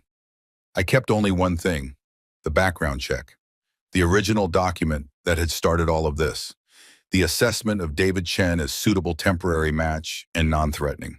I folded it carefully and put it in my wallet, not as evidence, as a reminder. A reminder of who I was before I learned to fight back. A reminder of who I never wanted to be again. The flight to Seattle was unremarkable. 3.5 hours, exit row seat because I could afford it now. A book I didn't read, a drink I didn't finish, a window view of clouds and mountains, and the abstract geography of moving on. Marcus drove me to the airport. He insisted, said it was the least he could do. I didn't argue. At the departure curb, he helped me with my bags. Just 2 suitcases and a carry-on because I'd sold or donated most of my possessions. And then we stood there awkwardly, 2 people who were never supposed to be friends, but had somehow become something like it anyway. So, he said, quantum computing. Quantum computing. I have no idea what that means. Most people don't. You're going to do great, he said. I know that's the kind of thing people say, but I mean it. You're the smartest person I know. And you've been held back for years by people who couldn't see it. Now you're going somewhere that will. Thank you for everything, the files, the warning, being on my side even when it meant going against your family. I wasn't on your side, Marcus said. I was on the right side. It just happened to be the same thing. Is your family speaking to you? Barely. My mother thinks I betrayed them by not telling them you had the financial records. My father thinks I'm weak for not standing with the family. Melissa just thinks I'm boring. So you know, typical Ashton dynamics. I'm sorry. Don't be. It's liberating in a weird way. Like now that they're disappointed in me, I don't have to try to make them proud. I can just exist. What are you going to do? I don't know yet. Maybe quit the company. Maybe go back to school. Maybe move somewhere far away and start over. Like you. That worked out pretty well for me. Yeah, he said. It did. We hugged, brief, masculine, awkward. The way brothers who aren't actually brothers hug. Stay in touch, he said. I will. I didn't know if that was true, but it felt like the right thing to say. I went through security, boarded the plane, flew west. When I landed in Seattle, it was raining. Of course it was raining. Seattle's reputation was well earned, but it wasn't the oppressive rain of a storm. It was gentle, persistent, the kind of rain that didn't demand attention, just quietly existed. I took a car to my new apartment, a one-bedroom in Capitol Hill, near the Research Institute, costing less per month than Charlotte's apartment had cost per week, and climbed 3 flights of stairs with my 2 suitcases. The apartment was small, unfurnished except for the basics. The walls were white, the floors were hardwood, scarred and worn. The windows looked out on other buildings, other windows, other lives happening in parallel. It was perfect. I set down my bags, stood in the middle of the empty living room, and I breathed. No family photos to arrange on shelves. No carefully curated aesthetic to maintain. No performance of belonging to execute. Just space, possibility. The blank canvas of a life that hadn't been planned by someone else.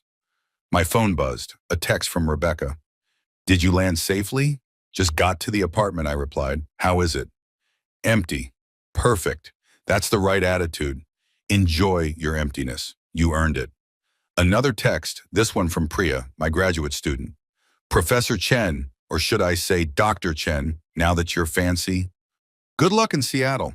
Thanks for being an amazing teacher. Don't forget us when you're solving quantum mysteries."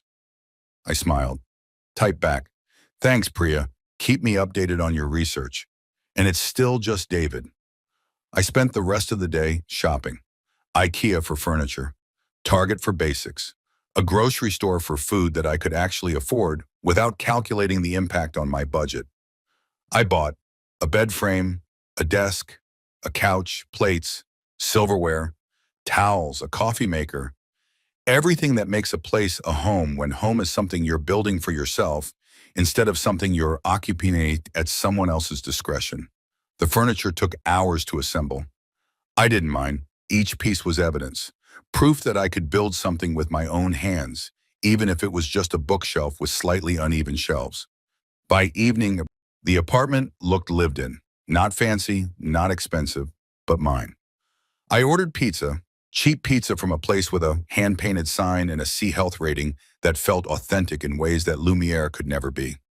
I ate it sitting on my new couch, watching rain streak down the windows, listening to the sounds of the building, footsteps above, music through walls, the ambient noise of other people living their lives nearby. It was the best meal I'd had in months. My phone rang. Unknown number. Seattle area code. I answered. "Hello?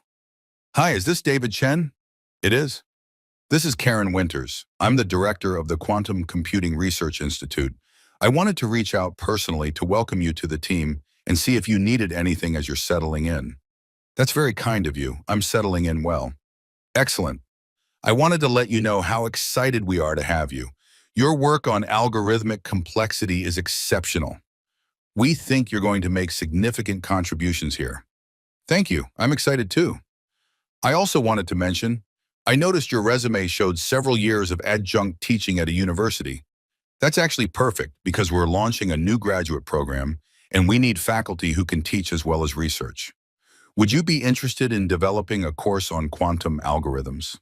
"I would love that." "Wonderful. We'll discuss it more when you start on Monday. But I wanted to plant the seed. We value teaching here. We think it makes the research better. So don't hide that part of yourself." After she hung up, I sat holding the phone, processing what she'd said. Don't hide that part of yourself. For 7 years, I'd hidden that part of myself. The part that loved teaching, that got excited about explaining complex ideas, that found satisfaction in watching students understand something that had confused them minutes before. I'd hidden it because the Ashtons didn't value it, because teaching at a university wasn't prestigious enough, because professors who made middle-class salaries weren't worth mentioning at their dinner parties. But here, in this new place, with these new people, it was valued. I was valued, not despite what I did, but because of it. I wasn't going to hide anymore. Monday morning, I reported to the Institute. It was housed in a modern building on the edge of the university campus, all glass and steel and open spaces designed to encourage collaboration. There were whiteboards everywhere. Labs full of equipment I only partially understood.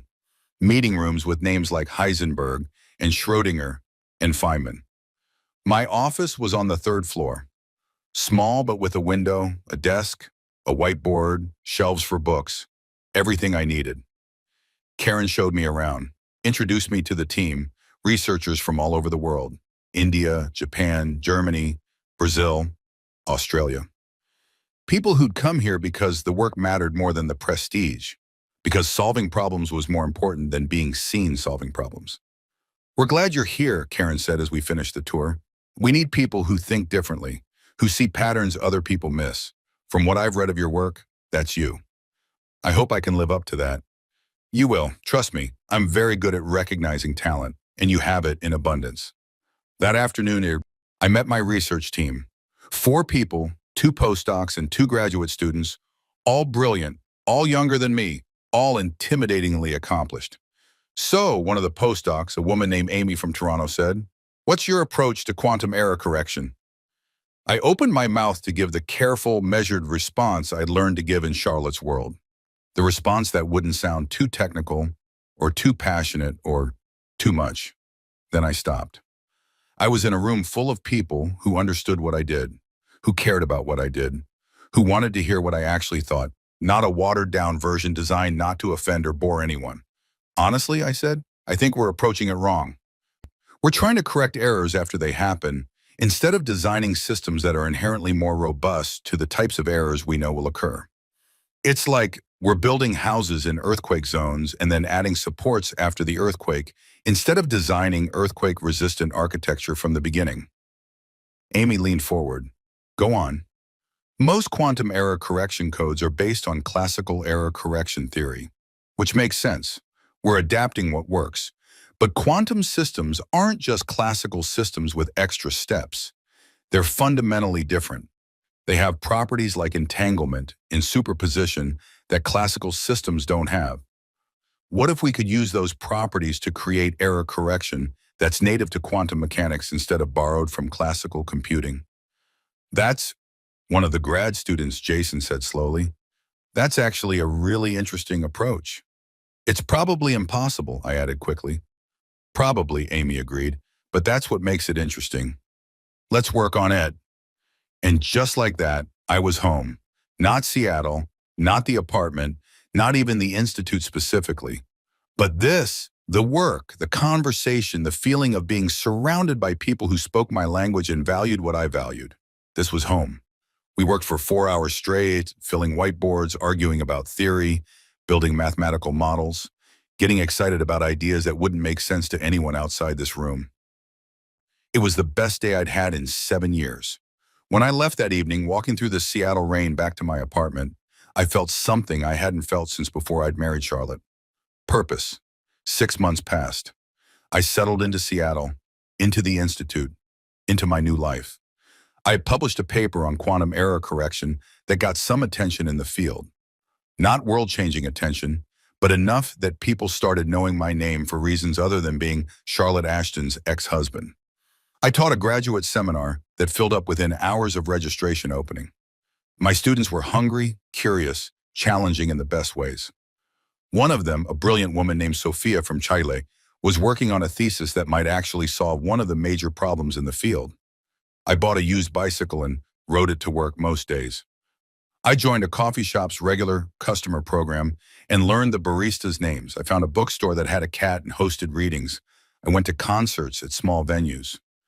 I hiked in the mountains on weekends. I dated someone briefly, a software engineer named Michael I met at a tech meetup, but it didn't go anywhere. Not because of anything wrong with him, just because I wasn't ready. I was still learning how to be David Chen, single person, after so many years of being David Chen, Charlotte's husband. That was okay. There was no timeline I needed to follow. No family expectations to meet. No one judging whether I was moving on appropriately or fast enough or successfully enough. I talked to Rebecca occasionally. Brief check-ins. She was proud of what I was building. Said I was her favorite success story. I talked to Marcus more than I expected to. He'd quit the family business, enrolled in law school, was trying to figure out who he was when he wasn't in Ashton first. We were friends now, real friends. The kind who sent each other stupid memes and had actual conversations about actual things. I didn't talk to Charlotte. I didn't follow her on social media. Didn't ask Marcus about her. Didn't Google her name to see what she was doing. I let her become part of my past instead of a presence in my present. And then, 6 months after I moved to Seattle, my phone rang at 11 p.m. on a Tuesday. Unknown number, New York area code. I almost didn't answer, but something made me pick up. Hello? David? The voice was female. Familiar. Not Charlotte. It's Victoria. I sat up in bed. How did you get this number? That's not important. I need to talk to you. We have nothing to talk about. Please, just 5 minutes. I'm asking, I'm not demanding. I'm asking. There was something in her voice, something I'd never heard before. Uncertainty, maybe even fear. What's wrong? I asked. It's Robert. There's been an investigation. The IRS, the SEC, they're looking at the company's financial records. They're asking questions about property valuations and offshore accounts and subsidiary companies. They're talking about fraud, about criminal charges. My stomach dropped. I know you didn't. That's not why I'm calling. The lawyer said the investigation started from an anonymous tip. Someone who worked in commercial real estate and noticed irregularities. Not you. But David, they're going through everything, and they're finding all the things you must have found, all the things you could have reported but didn't. Why are you calling me? Because I need to know. Her voice broke slightly. I need to know if you have evidence, if you kept records, if you're going to give them to the investigators. I destroyed the records, I said, months ago. I'm not part of this. You swear? I swear I chose to walk away. I chose to let it go. I'm not the one doing this to you. She was quiet for a long moment. Why? Why what? Why did you walk away? You had everything you needed to destroy us. You had the evidence. You had the motivation. You had every right to want revenge. Why didn't you take it? I thought about how to answer that. Because revenge would have kept me tied to you, I said finally. And I wanted to be free more than I wanted to be right. She paused. That's very mature of you. I'm trying something new. David, I need to apologize to you. You don't. I do. What we did to you was cruel. The background check, the planning, the way we ended things, all of it. I told myself we were being practical, that we were protecting the family, that you'd be fine. But that was just me justifying cruelty as strategy. Why are you apologizing now? Because karma is real, she said. And she laughed, but it was bitter. Because I spent 7 years treating you like you were disposable. And now my husband might go to prison, and my family's legacy might end, and I'm realizing that maybe how you treat people matters more than how much money you have or how prestigious your name is. That's a hard lesson. It's a devastating lesson. My whole life I believed that if you had enough money, enough lawyers, enough connections, you were untouchable. Turns out that's not true. Turns out consequences exist even for people like us. I'm sorry you're going through this, I said, and surprisingly I meant it. Are you? Really? I'm not happy about it, but I'm not celebrating either. I'm neutral, which is probably the best I can offer. That's more generous than I deserve. She took a shaky breath. Charlotte asks about you sometimes. Does she? She wonders if you're happy, if you've moved on. If you hate her. Tell her I'm happy. I have moved on. And I don't hate her. I don't hate any of you, and I'm just done. Done, Victoria repeated. That's worse than hate, isn't it? I don't know, maybe, but it's honest. Will you testify, she asked, if they ask you? If the investigators want to know what you saw? I don't know. If I'm subpoenaed, I'll have to tell the truth. But I'm not volunteering anything. I'm not going out of my way to help or hurt you. I'm just living my life. That's fair. She paused. I heard you're doing well, that you have a good that you published something important. How did you hear that? I Googled you. I wanted to see what happened to the man we dismissed as non-threatening and manageable. And? And you're thriving. You're doing exactly what you should have been doing and roll along. You're valued for what you're good at instead of judged for what you lack. I'm glad, truly, you deserve that. Thank you. I should go. I just needed to know if you were part of this investigation and to apologize, even if it's too late. It's not too late for an apology. It might be too late to fix what was broken, but it's not too late to acknowledge it was broken. You're very kind, much kinder than I would be in your position. I'm not kind. I'm just tired of carrying anger. It's heavy. Yes, she said softly. It is. After she hung up, I sat in the dark of my bedroom, processing the conversation. The investigation wasn't my doing. Someone else had noticed. Someone else had reported. Someone else had decided the Ashtons needed to face consequences. I could have been that someone. I'd chosen not to be. And now consequences were happening anyway. The universe had its own algorithms, its own way of solving problems.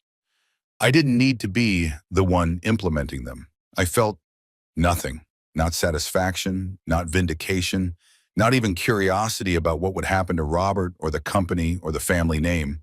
Just nothing. They'd moved from present tense to past tense in my life, and that was exactly where I wanted them to stay. A year after leaving Charlotte, I published the paper that changed everything. It was called Emergent Error Correction in Topologically Protected Quantum Systems, a new framework. The title was dense, academic, the kind of thing that would make non-specialists' eyes glaze over immediately. But in the quantum computing world, it was a bomb. The core idea was what I discussed with my team that first day. Instead of correcting quantum errors after they happen, we could design systems where the quantum states themselves were inherently resistant to the types of errors we knew would occur. By using the topological properties of certain quantum systems, essentially the shape and structure of how quantum information was stored, we could create error correction that was native to the physics rather than imposed from classical computing theory. It was theoretical. It would take years, maybe decades to implement practically, but it solved a problem that people had been working on for 20 years. The paper was accepted to Nature, one of the top scientific journals in the world, the kind of publication that makes careers. My phone exploded. Interview requests from science journalists, speaking invitations from conferences, job offers from universities and tech companies. A profile in Wired that called me one of the most promising minds in quantum computing. Karen called me into her office. "So," she said, grinning, "you're famous now." "I'm not famous. The paper is getting attention." "That's different." "David, Google is calling. IBM is calling. Microsoft is calling. They want to hire you. They want to fund your research. They want you to consult. You're famous." That's overwhelming. It's also deserved. You did something genuinely innovative. You solved a problem everyone said was impossible. You earned this. What do I do? What do you want to do?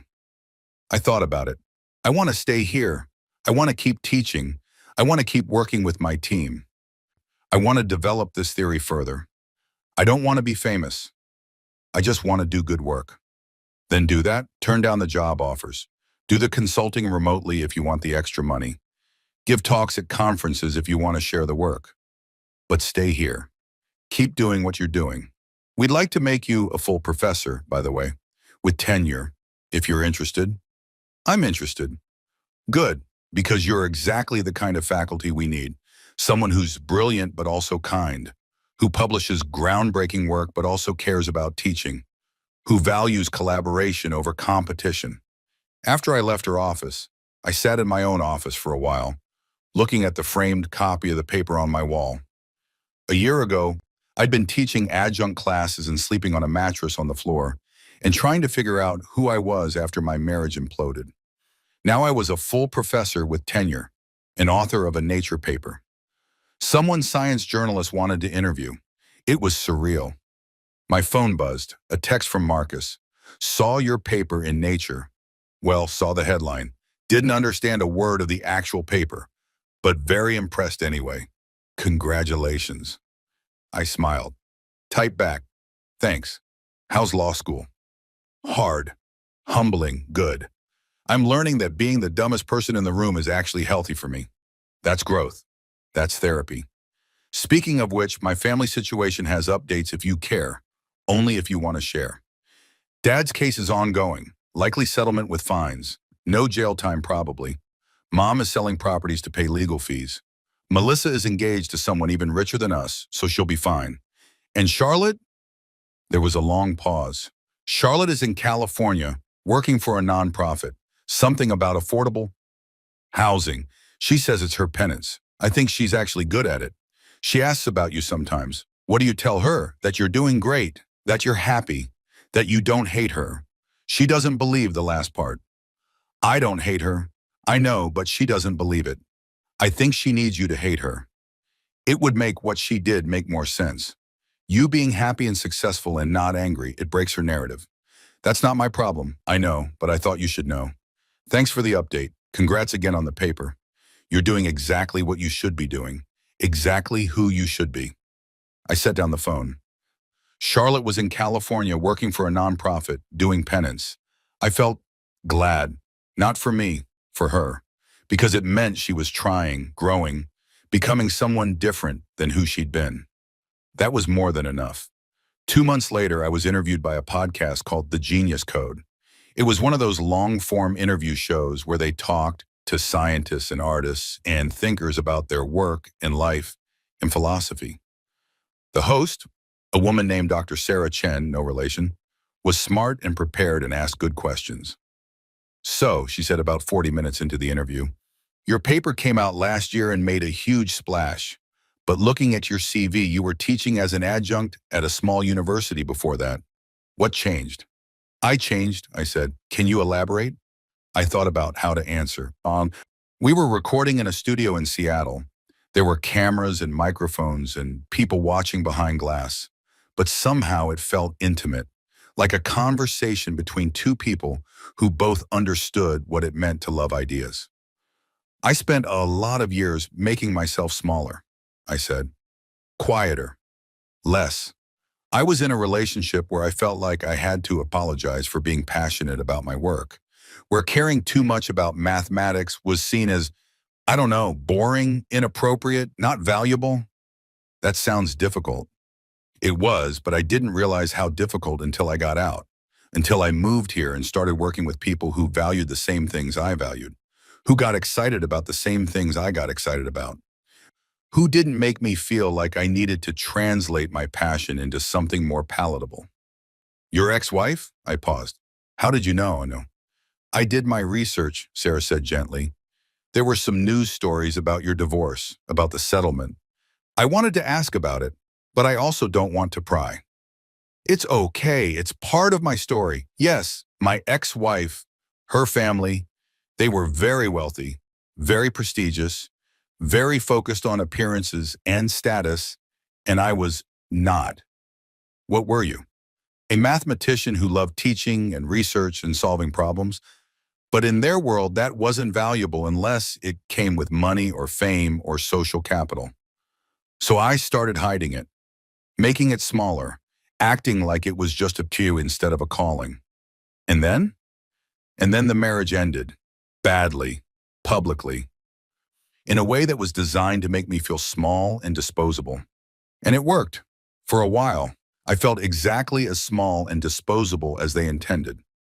But then I decided to fight back, not by making them feel small, by refusing to stay small myself.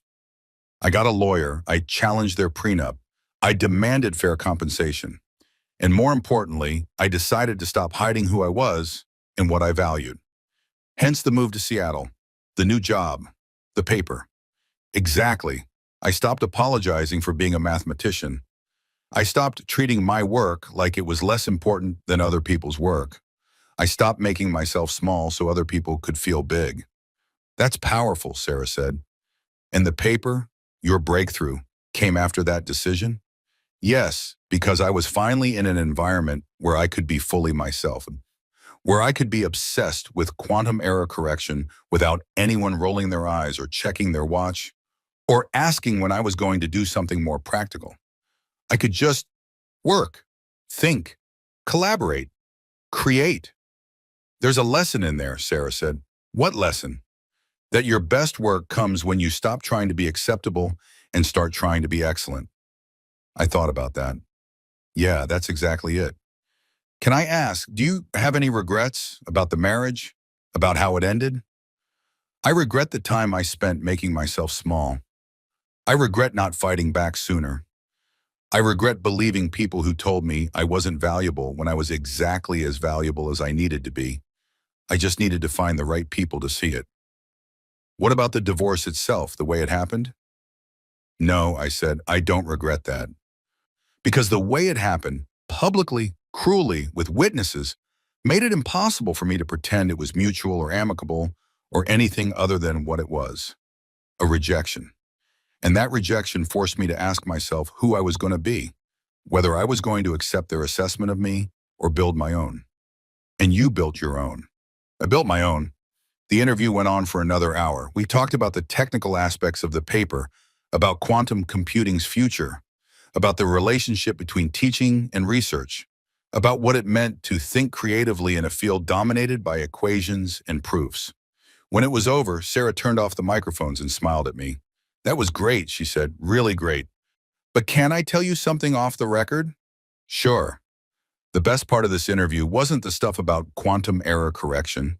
It was the stuff about your divorce, about choosing yourself, about refusing to stay small. That's the part people are going to remember. Really? Really, because everyone knows what it feels like to make themselves smaller for someone else. Everyone's been in a relationship or a situation where they had to hide who they really were to be acceptable. Your story, it's not just about quantum computing. It's about reclaiming yourself. I didn't think of it that way. Maybe you should, she said, because that's a story worth telling. That's a story that matters beyond academic circles. The podcast went live 2 weeks later. It was downloaded 2 million times in the first month. I started getting messages, not from scientists, from regular people, people who'd been in bad marriages, people who'd been made to feel small, people who were trying to figure out how to build their own lives instead of living in the margins of someone else's. One message said, I listened to your interview while packing my things. My husband has been telling me for 10 years that my art doesn't matter, that I should focus on something practical, something real. Listening to you talk about refusing to stay small, it gave me courage. I left today. Thank you. Another said, I'm a chef. My family thinks I should be a doctor. They make jokes about my little cooking hobby. Your story helped me realize I don't need their approval. I'm opening my restaurant anyway. Another, I'm transgender. My family won't use my pronouns. They keep asking when I'm going to stop pretending and go back to being who I was. Your story about being told you weren't valuable and choosing to believe you were anyway. That's what I needed to hear. Thank you. I read every message, replied to as many as I could, and I realized Sarah was right. The quantum error correction paper was important. It would contribute to the field. It would move science forward. But the story of choosing myself, that was what people needed. That was what mattered beyond the equations. 2 years after the divorce, I was back in the city. Not my city anymore. Charlotte's city, the city I'd left behind when I moved to Seattle. I was there for a conference, a big one. Quantum computing researchers from around the world. I was giving a keynote address about my work on emergent error correction.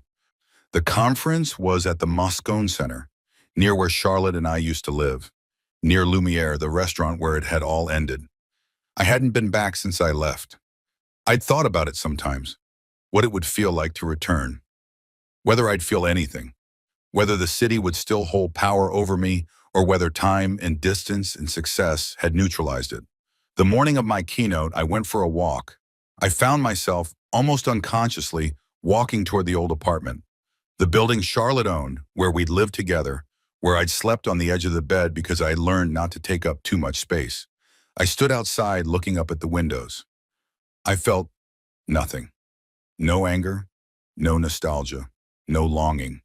Just the detached interest of someone looking at a building where they used to live. Like looking at childhood photos and recognizing your face but not quite remembering being that person. I kept walking. I ended up near Lumiere. The restaurant was still there.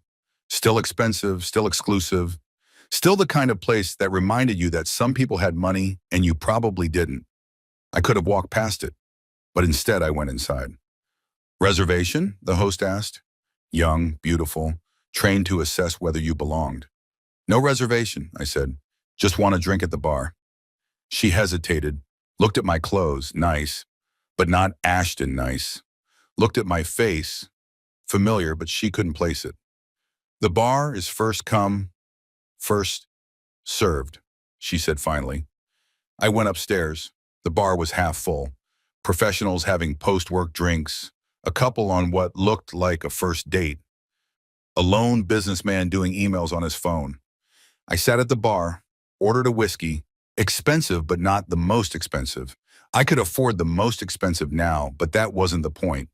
The bartender poured, set it in front of me, moved on to the next customer. I looked around. It looked different than I remembered. Smaller, maybe. Or maybe I was bigger now. Maybe I took up more space than I used to. Maybe I'd stopped apologizing for existing in rooms like this. I thought about the last time I was here. 2 years ago. My birthday, the envelope, the papers, Melissa's camera, Charlotte's silence. From all of us, Victoria had said. I'd thanked them, walked out, started my life all over, and now I was back. But not as the man who'd been discarded, as someone who'd been invited to keynote a major conference. Someone who'd published groundbreaking work. Someone who'd built a life that was entirely, completely his own. David? I turned. Charlotte was standing there. She looked different. Her hair was shorter. She was wearing jeans and a sweater, not the designer clothes I remembered. She looked real, like a person instead of a performance. Charlotte, I said. Hi. Hi, I thought that was you. What are you doing here? Having a drink. I mean in the city. Conference. I'm giving a keynote tomorrow. Right, of course. I heard about your paper. Congratulations. It sounded very impressive. You read it? I tried to read it. I understood maybe 10%. But Marcus explained it to me, said you basically solved something everyone thought was impossible. Marcus is generous. I solved one small part of one large problem. He also said you're famous now, in quantum computing circles. I wouldn't say famous. Successful then. Yeah, I said. Successful. How are you? Marcus said you're in California. San Francisco. I'm working for a nonprofit. We build affordable housing. It's different from what I did before. Different good or different bad? Different good.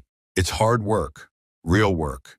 Not just managing money or attending meetings or deciding which property to invest in. We actually build things. We actually help people. That sounds meaningful. It is. It's also humbling. I'm not in charge. I'm not the passer. I'm not the Ashton daughter. I'm just Charlotte, project manager. It's the first job I've ever had where my last name didn't matter. How does that feel? Scary, liberating. Like I'm finally figuring out who I am when I'm not performing for anyone. We looked at each other for a moment.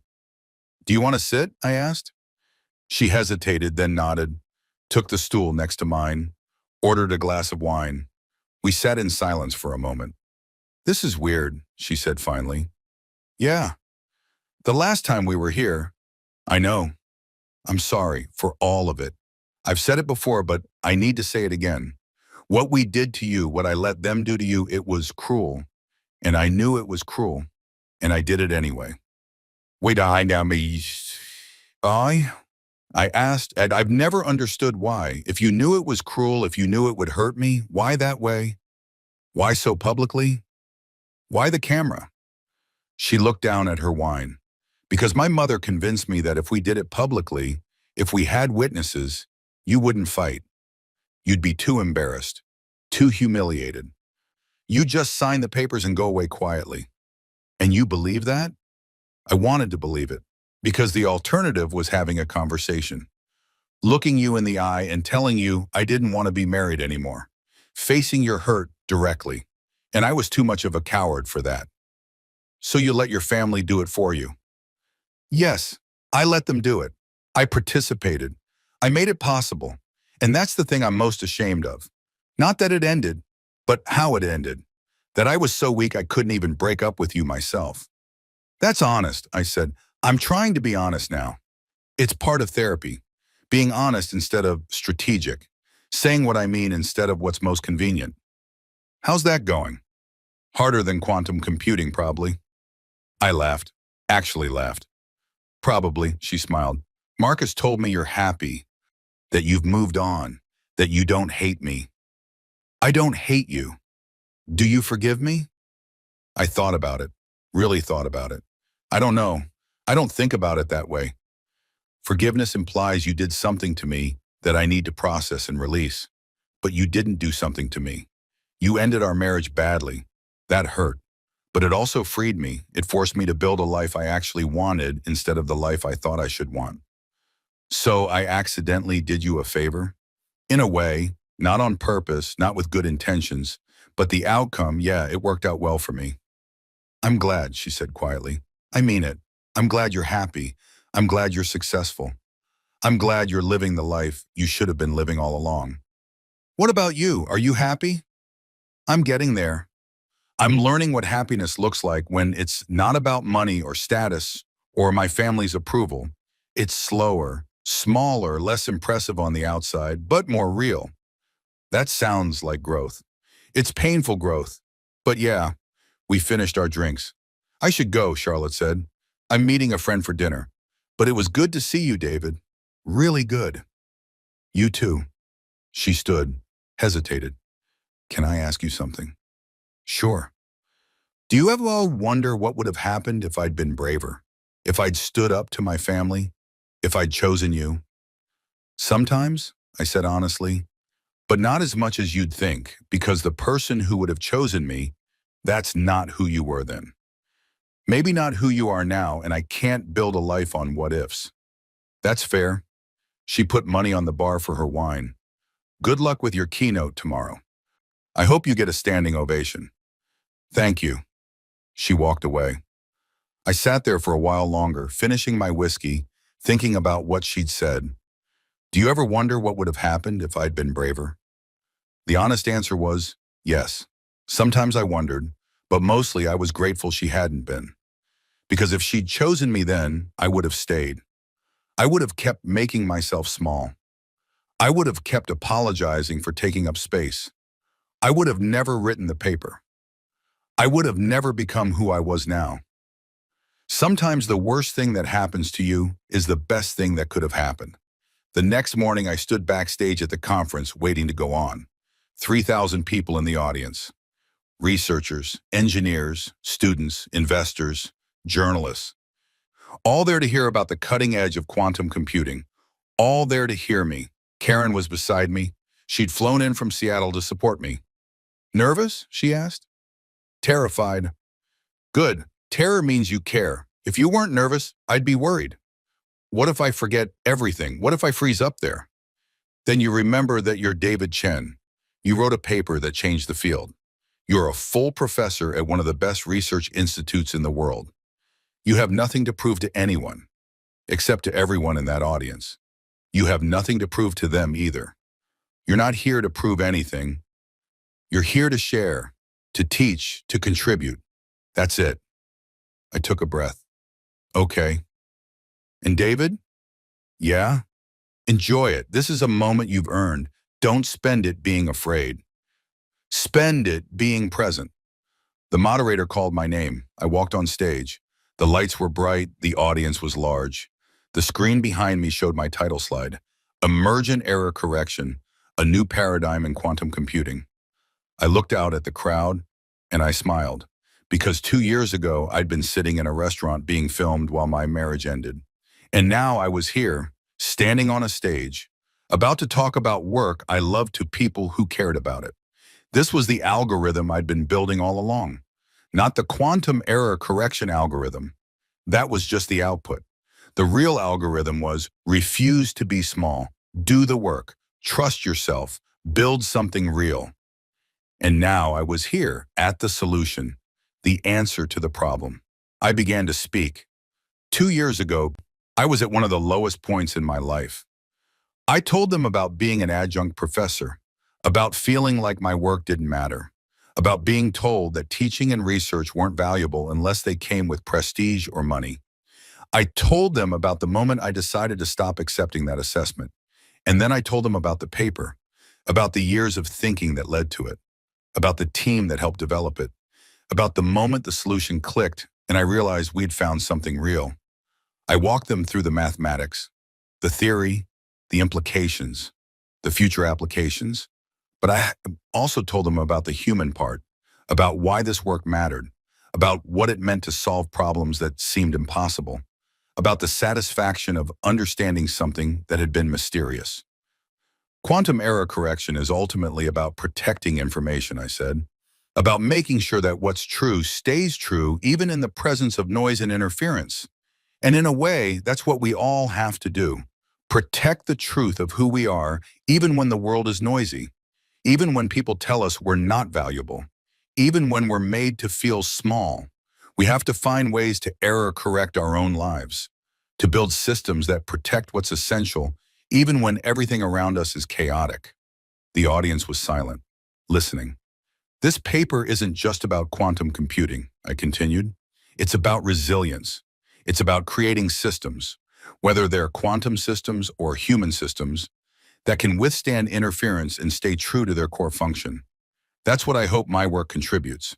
Not just better quantum computers, but better ways of thinking about how we protect what matters. I finished the technical portion, showed my results, presented my conclusions, thanked my collaborators. The lights came up, the audience stood, they were clapping. It was a standing ovation. Karen had been right. I looked out at 3,000 people standing and applauding, and I felt something I hadn't felt in years. Pride. Not arrogant pride, not the kind that comes from being better than other people, but the quiet pride of knowing I'd done something hard, something valuable, something real. The pride of being exactly who I was supposed to be. After the keynote, there were questions, there were interviews, there were people wanting to discuss collaborations or offer funding or simply thank me for the work. I talked to everyone, answered every question, made time for the graduate students who nervously approached to ask about my research or seek advice about their careers. How do you know if you're on the right path? One of them asked. She was young, maybe 25, and brilliant, and clearly terrified she was making all the wrong choices. You don't, I said. Not while you're on it. You only know in retrospect. But here's what I can tell you. If the work feels real, if it matters to you even when no one's watching, if you do it even if there was no payoff, that's probably the right path. What if people tell you it's not valuable? Then those are the wrong people. Find better people. That's simple? It's not simple. It's incredibly hard, but it's true. At the end of the day, I went back to my hotel room, collapsed on the bed, checked my phone.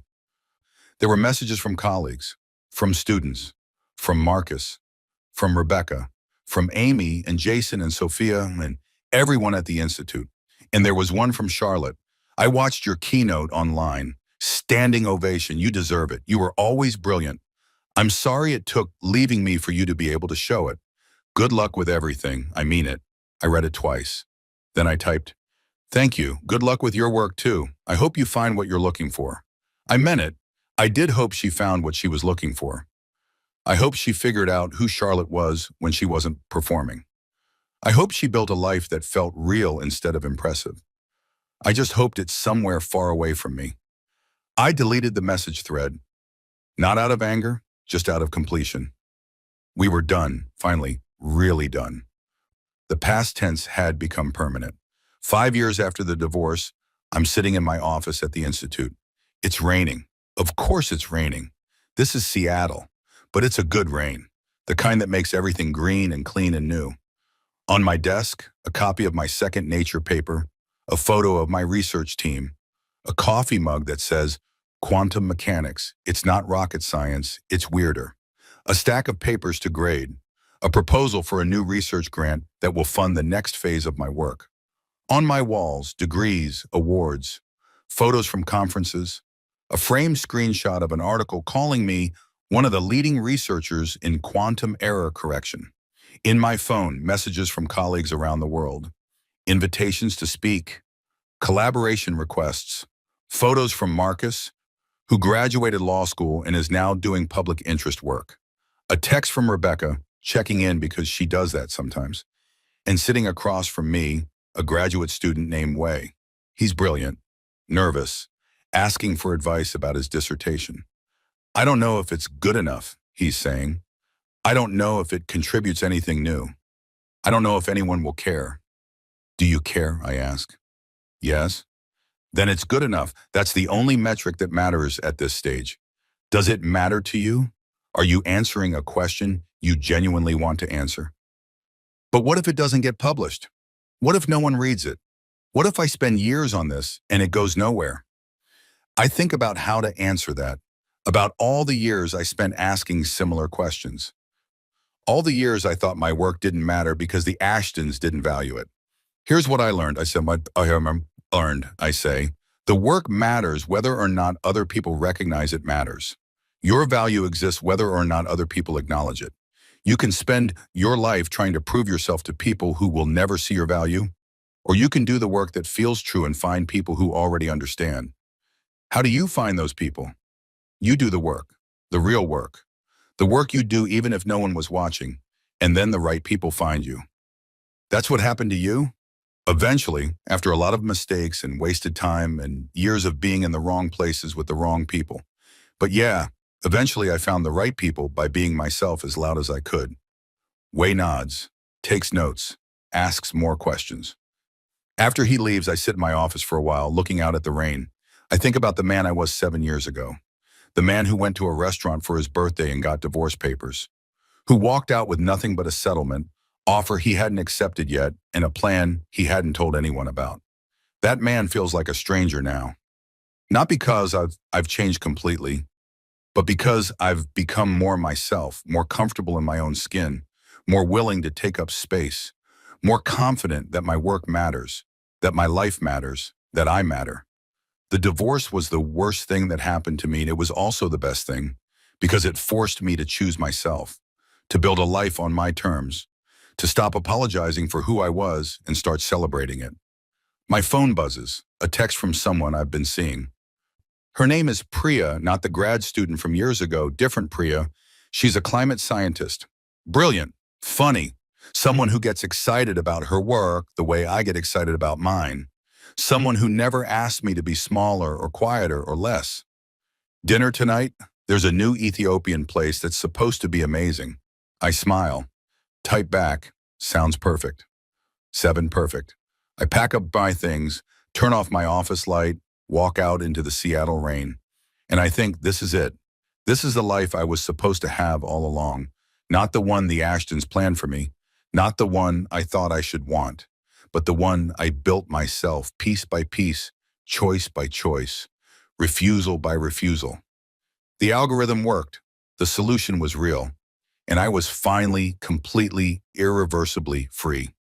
If you've ever been made to feel small by a partner, by a family, by a system that didn't value what you valued, I want you to know this. You are not non-threatening and manageable. You are not disposable. You are not temporary. You are exactly as valuable as you believe you are. And the people who can't see that, they're not your people. Find better people. Build a better life. Become who you're supposed to be, even if it means walking away from everyone who told you that person wasn't enough. Because you are enough. You always were. You just needed the right algorithm to prove it.